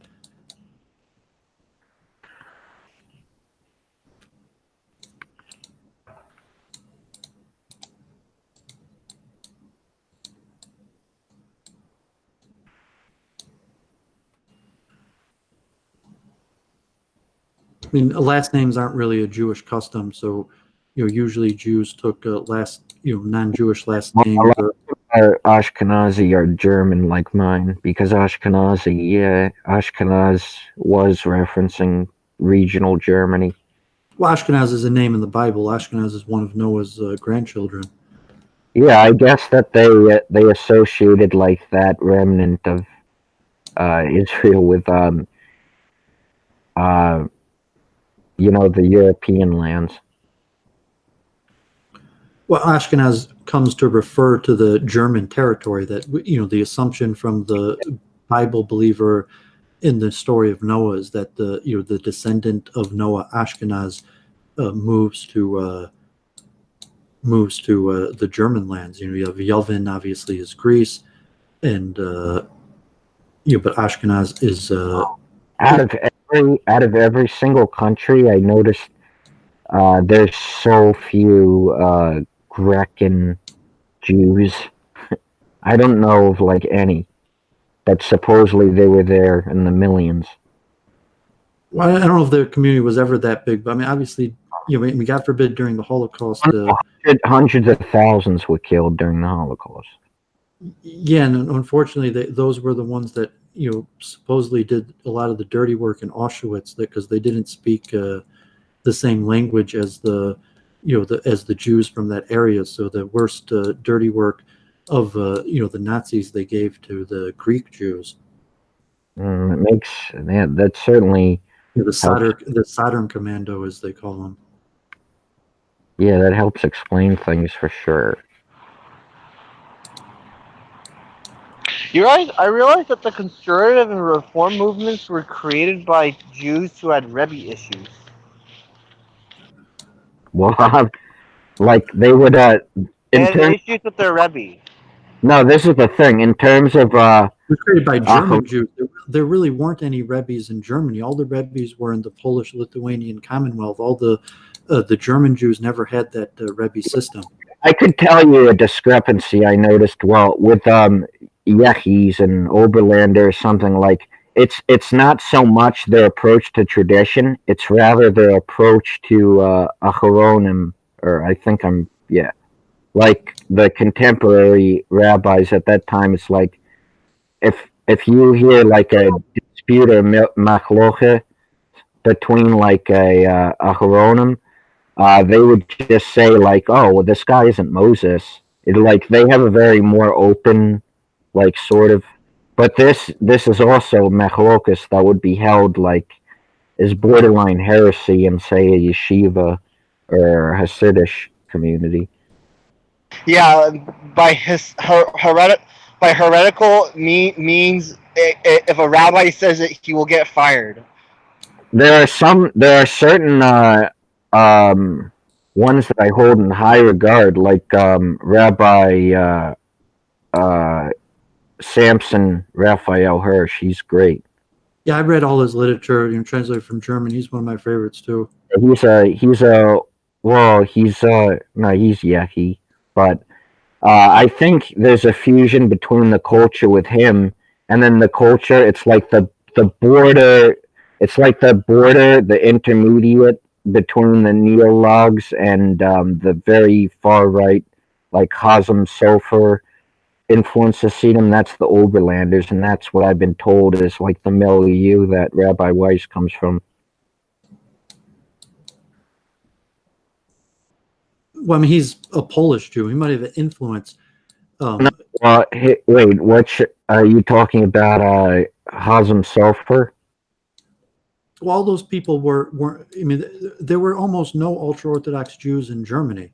You had, like Rabbi Hirsch was probably one of the more Orthodox Jews in Germany, and he was already modern because it was more difficult to get German citizenship. So if you were in Germany, you had to be relatively more modern. Yeah. So I think that that intermediate line. Like you had to speak the German language. You had to. It wasn't so easy to just be. Germany wasn't set up in the governmental system where. He also, in his drush, he had a pretty patriotic hashkafos, but I mean that could be linked to I guess the decrees of German nationalists, but all about praying for the welfare of like the country you were exiled, and to say like the kedusha of Eretz Yisrael isn't conditional on geography, which does have a Torah basis actually, about like the land folding after exile. Tell us more of his Torah basis, Peter. Huh? Tell us more of his Torah basis, Peter. Well, I've heard from Drush that Rabbi Shach gave. He and it's not just like the speech you'd give. It's more of giving the whole Torah of it, where like you give citations and everything, like you write in the Sofer. He says first he quotes Jeremiah, and then no, that's not related to the folding up of the land. I know the folding up of the land is cited in Sefer Vayuel Moshe, and it's also said, on occasion in Drush from Rav Shach, I believe. At least once Rav Shach. Okay, Vayuel Moshe is like is a meme. All right, that book is a meme. No, it's not. All right, in real life, dude. I explained what it was last time. It's what Hilchos Lashon is for Hafetz Chaim. Yeah, I know. It's the Chafetz Chaim of the thing, or whatever. It's nothing. It's nothing. It's just new. like I just noticed you love to like pull out these names and be like, oh, it says in the Sefer such and such, it says this. Well, because I've read that. Dude. No one gives a shit. Well, that's what we were talking about before. I was talking. You know what I'm saying? You like present it like you're saying this is some great revelation. Dude, you're saying no one gives a shit. We like that doesn't even seem the concern of the stream most of the time.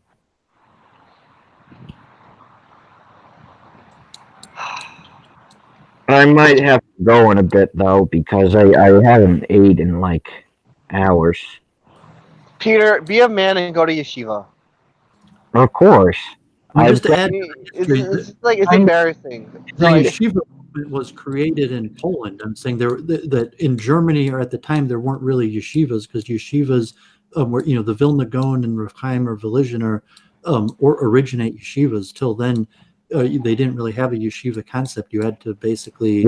Yeah, I mean, this is post Haskalah, because back then, and that's why they froze time as well with their dress.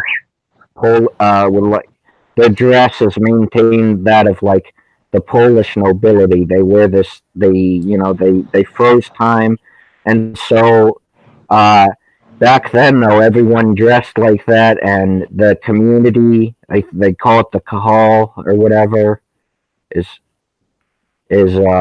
like ran very. And even back then there were concepts like Mazira.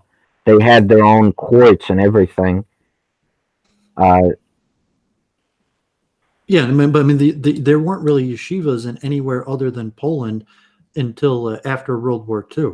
But you're saying in terms of private schools and haters, you're saying that there wasn't like private. You're saying there was no private education. They're very. I know there was a lot of There was academic. always private education. The idea of kind of like public yeshiva. I mean, so if you look at the history of the great sages throughout Europe, they always had private disciples and were teaching interesting things.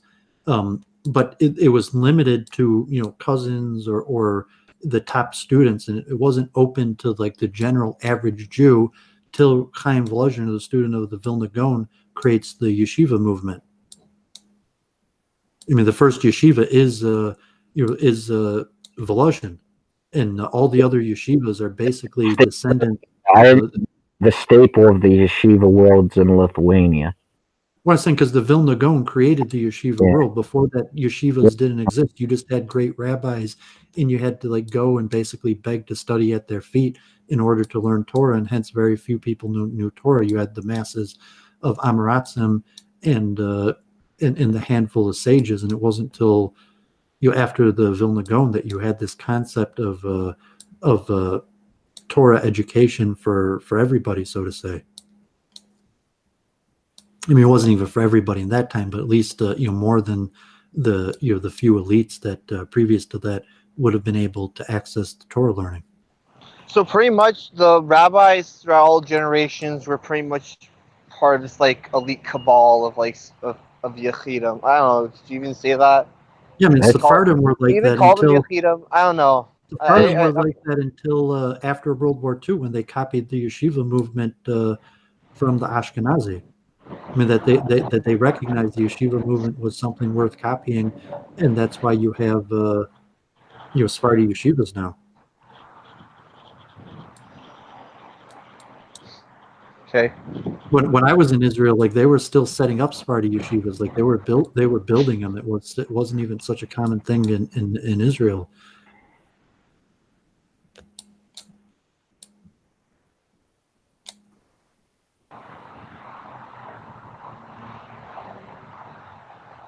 Yeah, have you ever like noticed like a lot of people that surround us, they seem to be like passively Orthodox? Or well, they like the Orthodox label. I mean, the Lubavitch Rebbe always said labels are for suits. But, just to be Orthodox, what does that mean? And it's really Orthodoxy was created as a counter to Reform, where they said like we're not Reform, we're Orthodox, but that label has a European context, and you could really only be Orthodox in a Christian world. That represents Havdalah as well, because you're trying to counter the ways of those you deem heretical. Pretty much, by heretical, like finding out in a Christian world. So that's very much like it's like when you wear a uniform. I mean, it's a signifier that you, whatever. I don't care. I gotta go soon. Yeah, but that's what the Rebbe said. Labels are for suits. Yeah. Wow. David, where do you live? Southfield, Michigan. Michigan. I never imagined like a Jewish community in Michigan. No, we're here. I mean, we've been here for hundreds of years. We go back. Nice. When did Orthodox start infiltrating your community? Orthodox were in Detroit going back over 100 years. All right, I gotta go. How big was the Orthodox community in Michigan 100 years ago or around that era? I mean, only thousands of people. I mean, there were even the previous Lubavitch Rebbe came to Detroit in 1921. There was a Lubavitch community sent here, I think, already by the fifth Lubavitcher Rebbe, that the Karliner Rebbe. Detroit was, because of the automotive industry, there were a lot of Jews in Metro Detroit over 100 years ago. That's interesting. I heard there was this person who came to the Skorner Rebbe's son's shul, and he said that the fifth Rebbe, he took like a boy and he put him in a room, and like he I don't know, he's giving him to a chachal or something. He was misbehaving, and then like he made the room turn really hot, and like the room became like supernaturally hot, and I don't know, like he was able to bring up like the fires of Gehenna in the room or something. I think But there's a story like the Baal Shem that's what Tov the and guy, Pinchas that this Court guy, said. the rabbi's friend, like he's a, I don't know, some associate there. I don't know. He was like, there were people, a rabbi in the community said that story. But anyway, yeah, that's my story. I mean, there's a more ancient story, I think, with Pinchas Courts or in the Baal Shem Tov like that, where like where he was a great litvak and he converted him from being a litvak into a chassid based on his profound grasp of Kabbalah. Yeah, but it's obvious that the Chachamim, among them, have supernatural abilities and are able to do Nisim. That's definitely a fact. That's definitely documented. That there's Chachamim in every generation, including our generation, going all the way in every single generation. There was always Chachamim with superpowers. Well, yeah, I mean, Emunas Chachamim is a major principle of Judaism. I mean, the belief in the sages. The Talmud says that that the Amorim or Tanoim could revive the dead, or curse people. But you don't believe in the Chachamim. Really, it's the power of God. It's not the power of the Chacham. It's the power of Torah, that the Chachamim know Torah so well that they could affect the material world. Right, so there's Tzaddikim who, because of their great Kedusha, are able to perform Nisim. And they, like, I have a book by the Shomer Munim Rebbe called, the book is called, it's called Maimar Hashgacha Pratit, okay? And it said that the Eliyahu Hanavi appeared to the Arizal. Elijah, the Rebbe wrote that you know him, Rabbi Aaron Ruff. He said that Elijah the prophet appeared to Rabbi Yitzhak Luria. Yeah, that's the most popular video on I have the Tol Savram Mizkak Rebbe chanting on my channel. Those are the most popular videos on my channel. But yeah, there's definitely Rebbes who have superpowers. So that proves Judaism is the right religion. I don't think that's proof. I'm saying because the Torah says very clearly that we don't believe in miracles like that. Yeah, and but like we do believe in miracles like that. Yeah, but I think if Jesus walked on water or something, it doesn't mean we believe in Jesus. The Torah says very clearly that if someone does miracles, that not to follow them, just because they do miracles. Yeah, but this is talking about in the case where someone is known to be a tzaddik, like is already known, is a rav who's like known to be a tzaddik by the community and like is vouched for. That's where we start getting these we stories, believe in the like Rav sages. Shach saying he saw the Chafetz Chaim do an exorcism when he was a young boy. Yeah, I would agree with that, but I'm saying that I have that book. We don't believe in magicians. You can't prove yourself to be a sage by being a magician. No, you prove yourself by being a sage, by being a good boy, sitting in Bates Midrash, keeping your mouth shut, and just doing what the rabbi says. And then after a while, then someone builds a reputation over the course of decades to the point where if they start saying that they have a Gili Eliyahu Navi every other night, then we can believe them. When they have to follow Torah, saying like if someone says Eliyahu came to them and told them that they don't have to keep Torah, obviously you can't believe them. Okay, but these are Chachamim. Like Rav Shach. What about Rav Shach? He said he saw the Chachamim can't override Torah. So I have the book where he says that. It's an art scroll book in English. But there's no way that he said that the Chachamim can't override Torah. I never said that.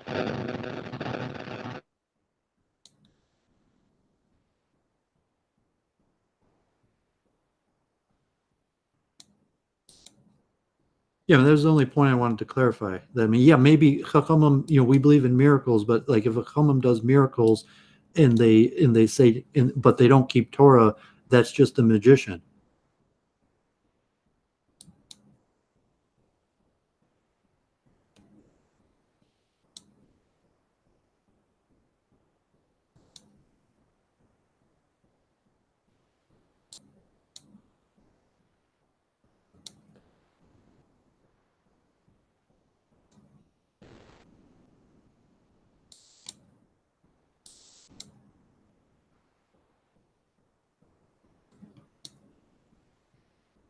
Did you leave me there? I'm too caught up in my chess cam.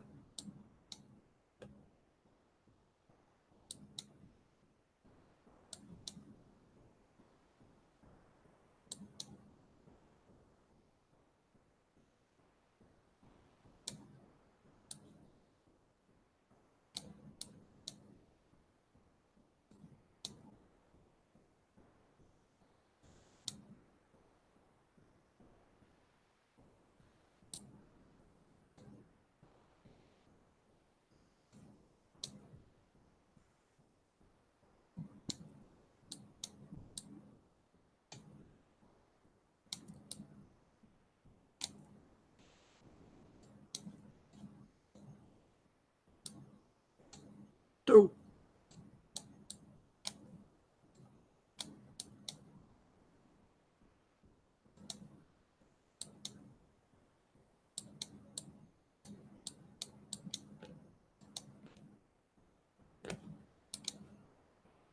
Okay, it's back to just me.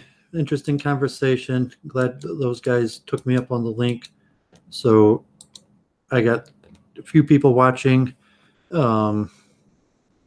We'll see what happens. I don't know if no, these chat comments are from a long time ago. So let me see if I could get my 1 minute rating back over 2,000. So 1 minute's very fun.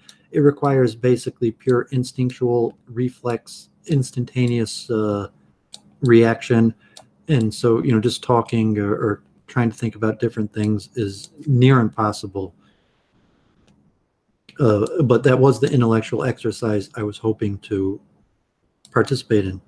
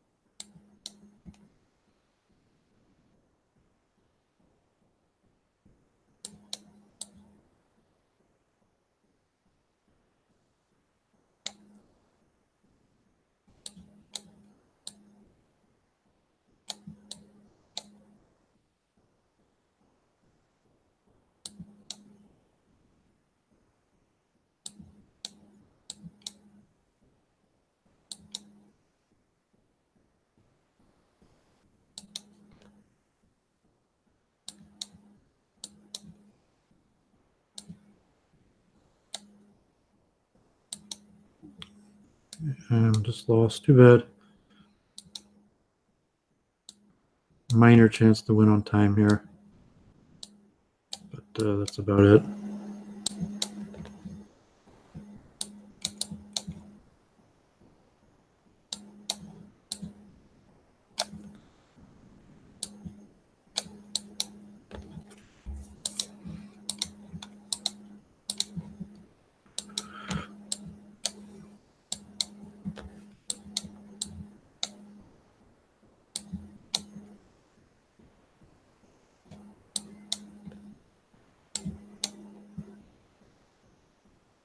Oh.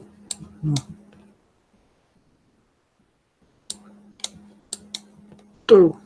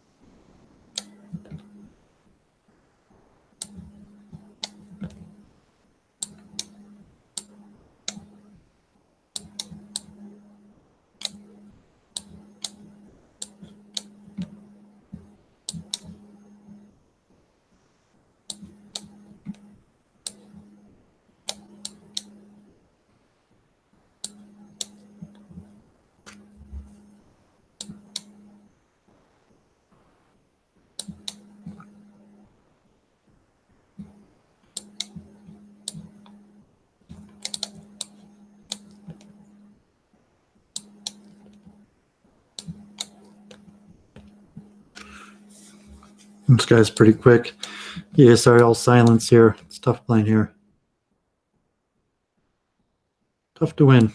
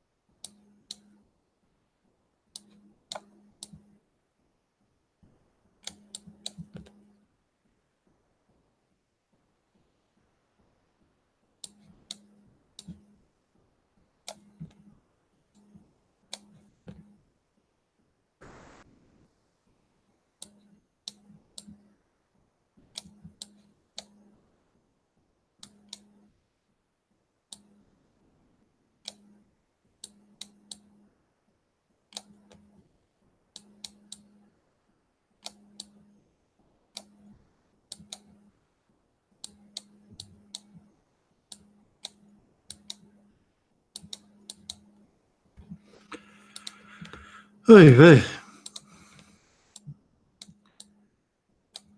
Tough here. I'm not even talking. I'm getting handled.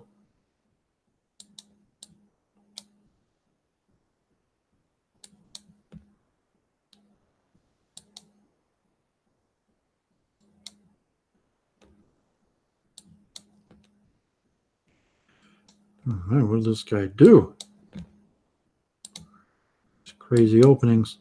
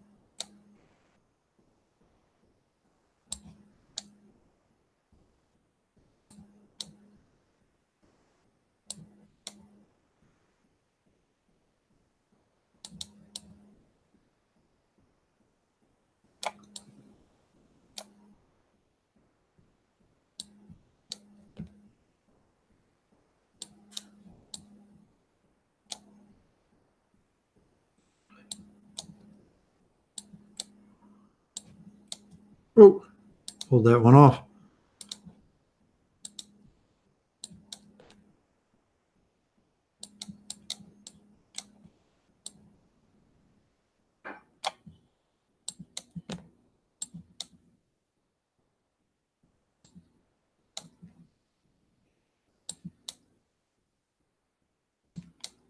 Do. That's mate. Hey, hey. I fell for that like exact same mate multiple times. That's the problem with these extremely quick games is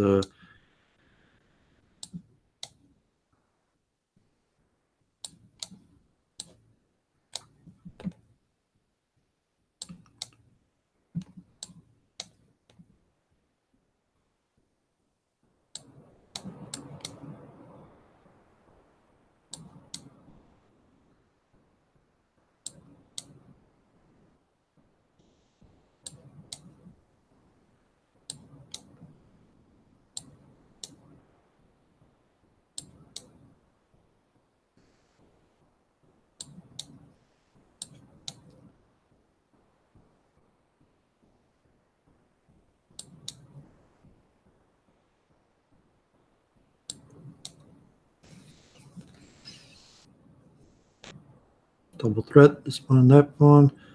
Doesn't know what to do.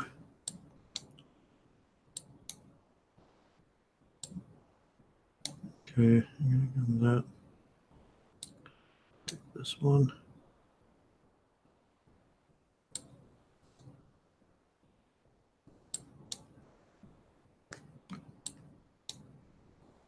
What you gonna do?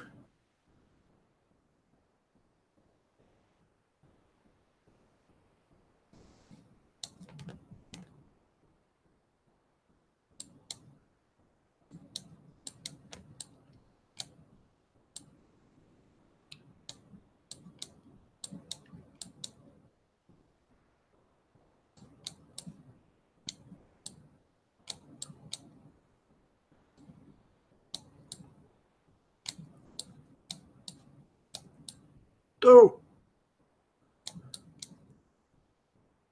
Can't believe I did that.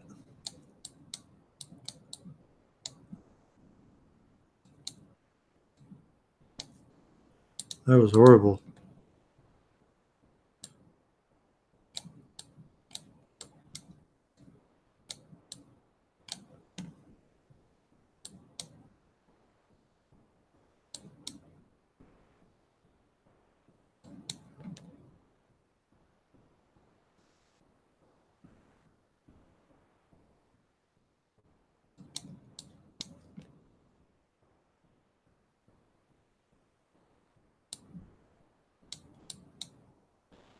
Oh!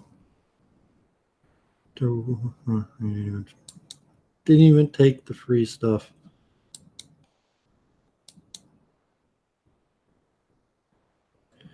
Didn't believe I played that bad, even though I did.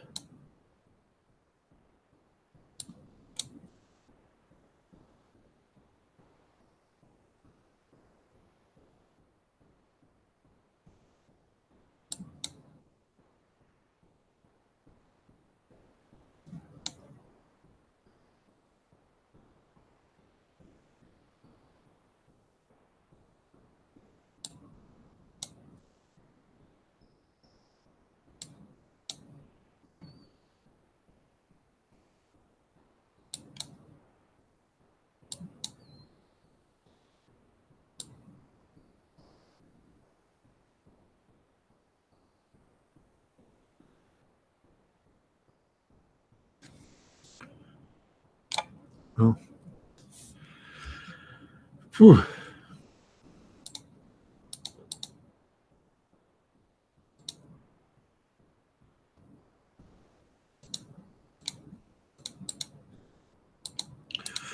Okay, I'm going to tear here, see if I could get this rating over 2,000.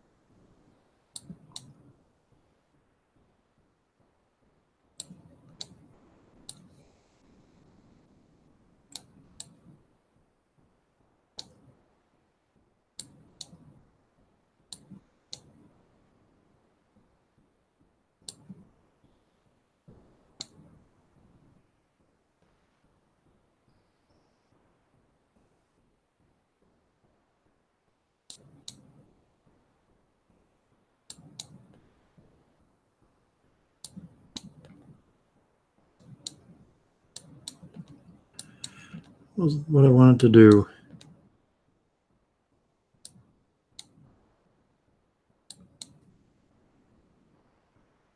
Looks like I got tempo here.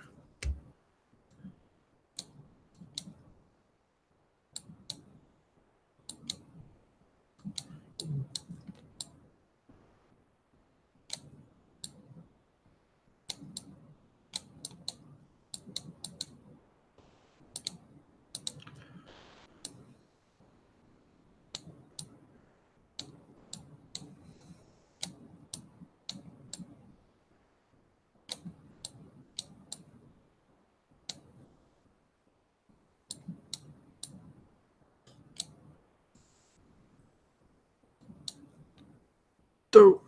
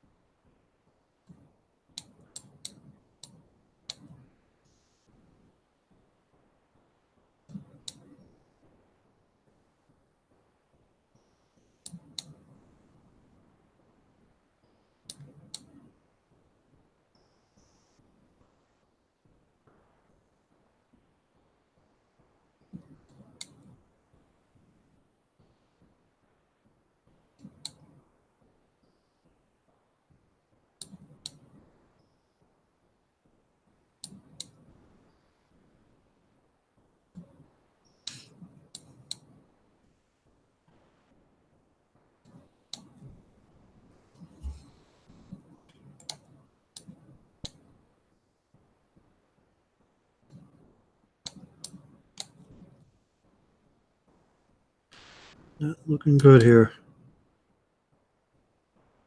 Down a boatload of material for nothing.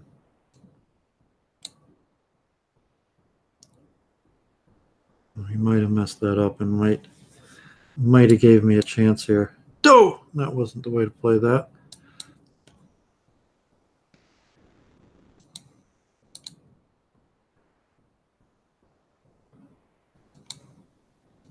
It's Church of Entropy streaming now.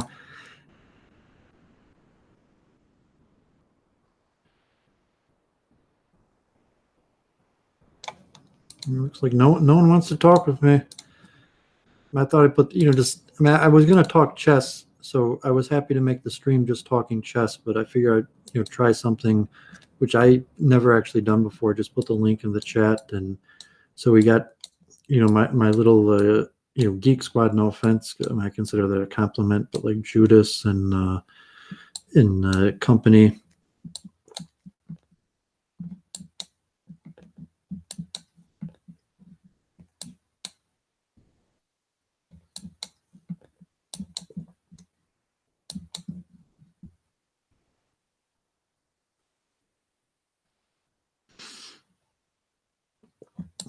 Okay, bring it on.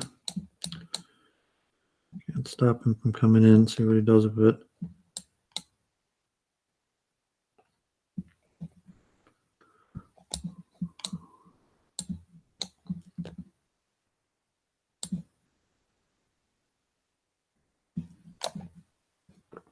Takes that way.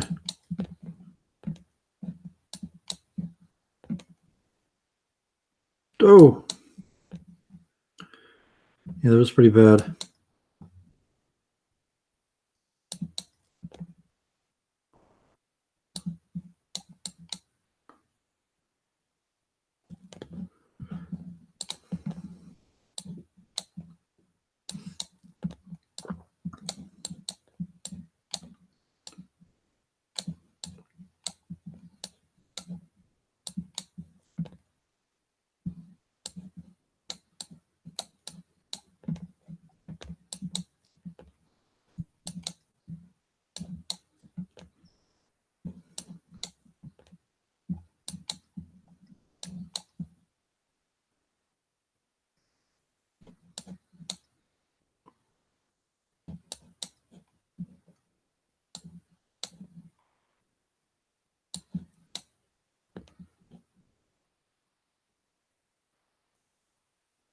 I think he gave me too much material. Should be able to win this pretty easy, but 1 minute games are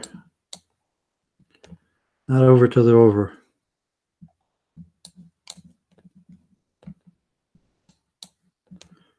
Time to run.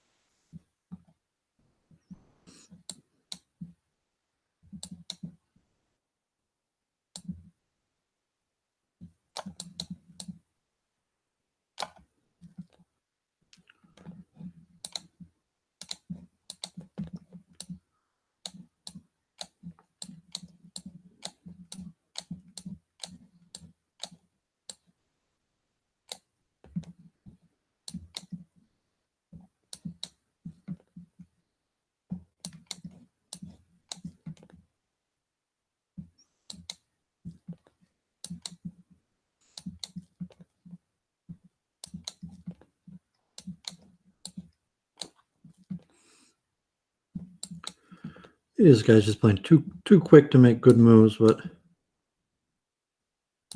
have to prove myself to punish him for it.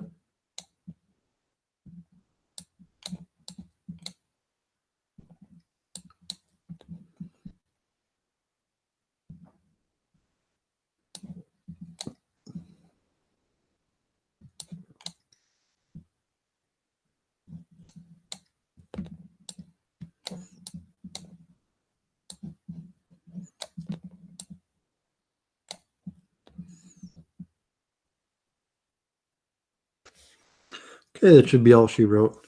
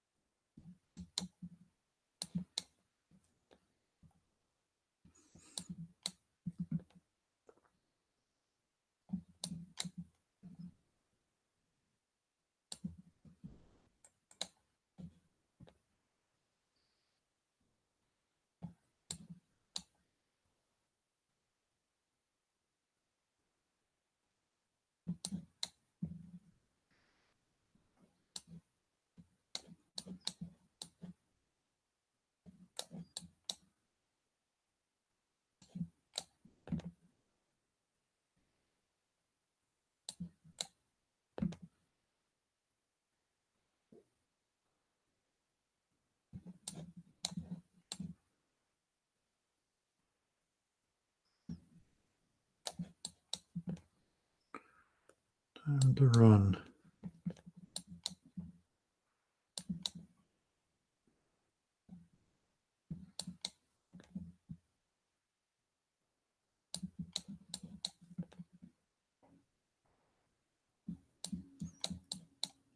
Oh, could take that rook the whole time.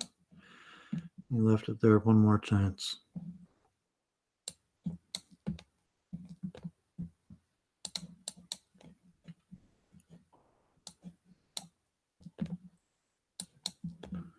I don't have much time.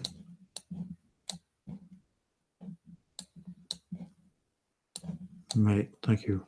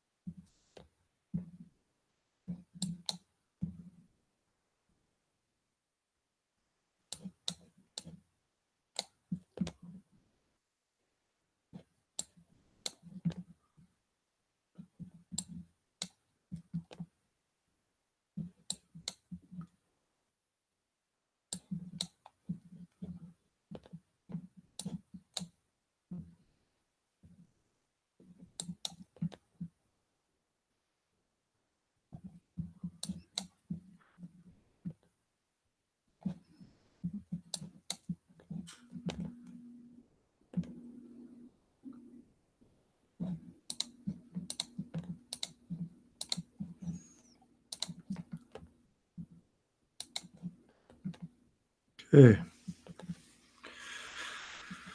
See if I get myself back over 2,000. Then I'll do a little puzzle rush. I'll do my, maximum puzzle rush for the day, and then try to wrap it up.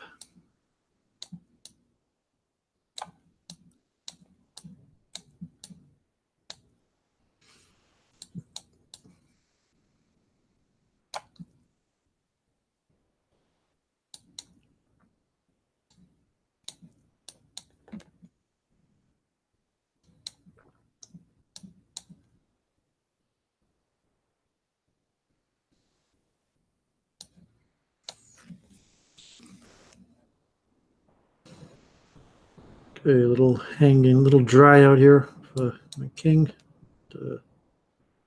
What I could do.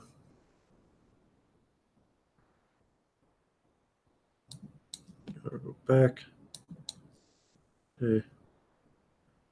Well.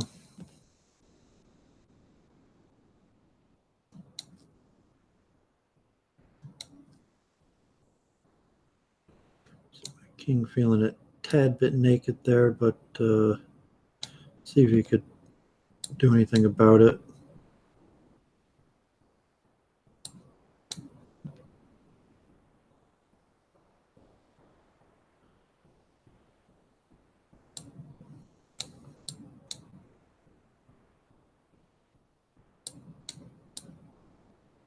Run for the border.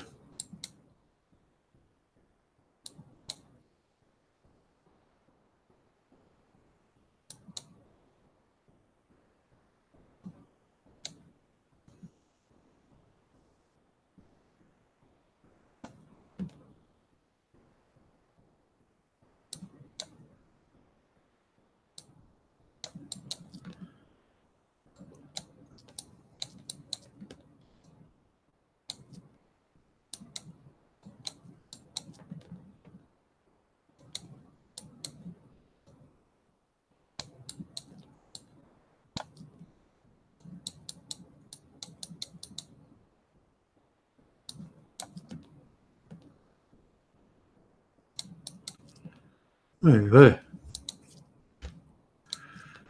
My pre-move didn't work as well as I had hoped.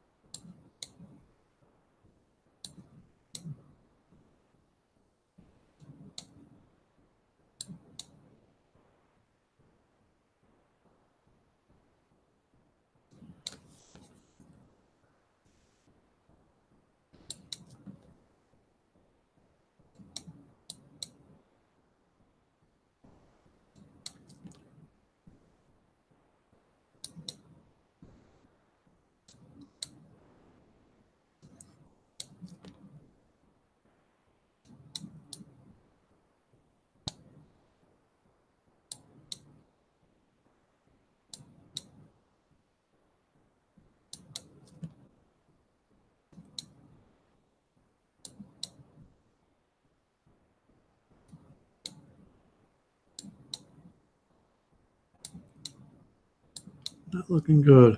And I'm way down on time. It was pretty tough, like this level, even 1900. Like I'd hoped I'd been better than I am, but this appears to be maxing out my ability. I just can't really I can't finish these guys off like I'd like to. I'm just blowing it like that.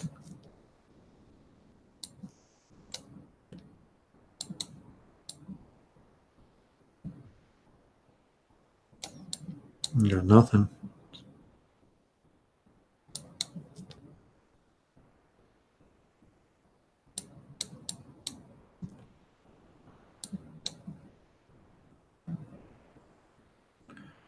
Nothing but his poor mistakes like that.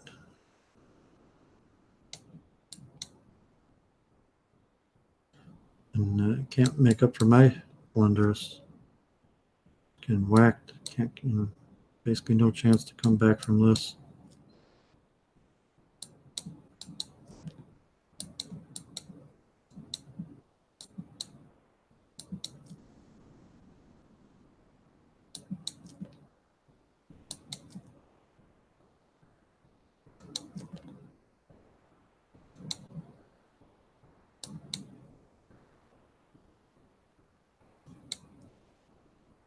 You're way down on time.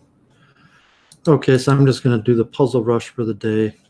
Okay, if this guy wants to keep playing me, I'll play him again.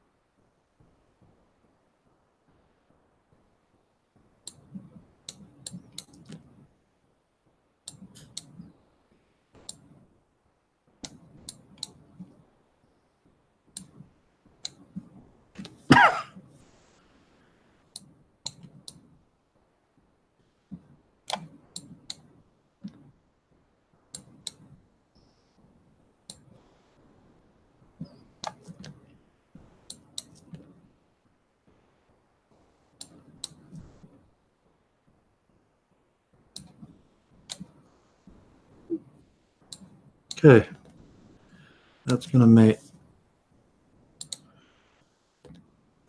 Now we quit. Okay, so let me do my puzzle rush for the day. See my stats. This 1 minute's pretty tough. Like, I wish I could. I think I'll get my rating back to the high, but that's why I wanted to. So let me do my puzzle rush for the day. These are pretty cool.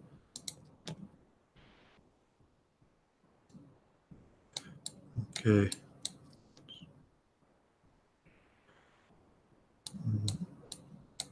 Pretty simple.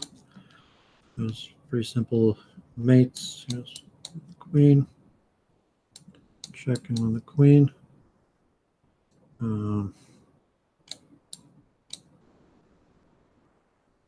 Okay.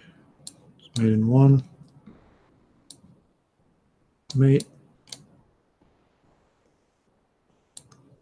Check and check. And the rook.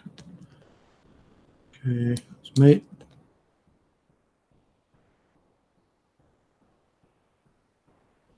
Take the bishop. Okay, opposition wins. Queen. Probably got to be check.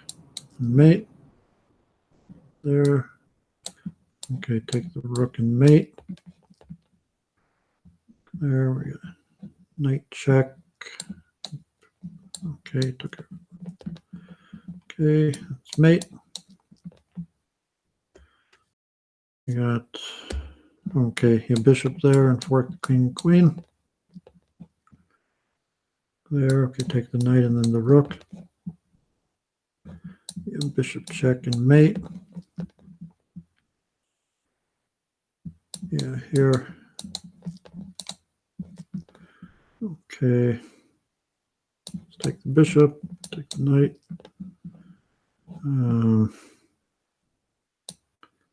Take the rook and mate.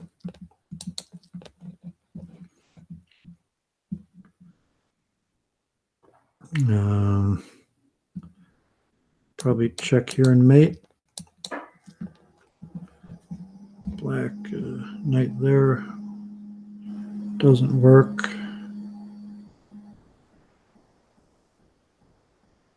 No. Nope. Better there. Okay. Let's check and mate. It's probably check and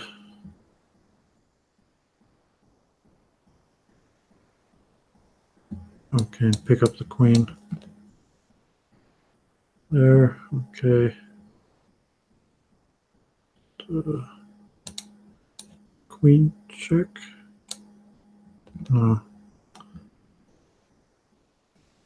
Okay. Yeah, queen sack. Okay. Check. Doesn't that work? Take the rook. So threatening somebody of a mate. Well, that's my all-time high, 26, which almost puts me on the leaderboard for the last hour or so. I guess that's it for my puzzle rush for today. You got to pay money to be able to do more of those, so that's all I get for today. But doing better, getting up there. So I guess that's the end of my stream. That's my open stream, everybody. Thanks to Judas and was it Patrick and Negation for coming on. And see you again. God bless. Shalom.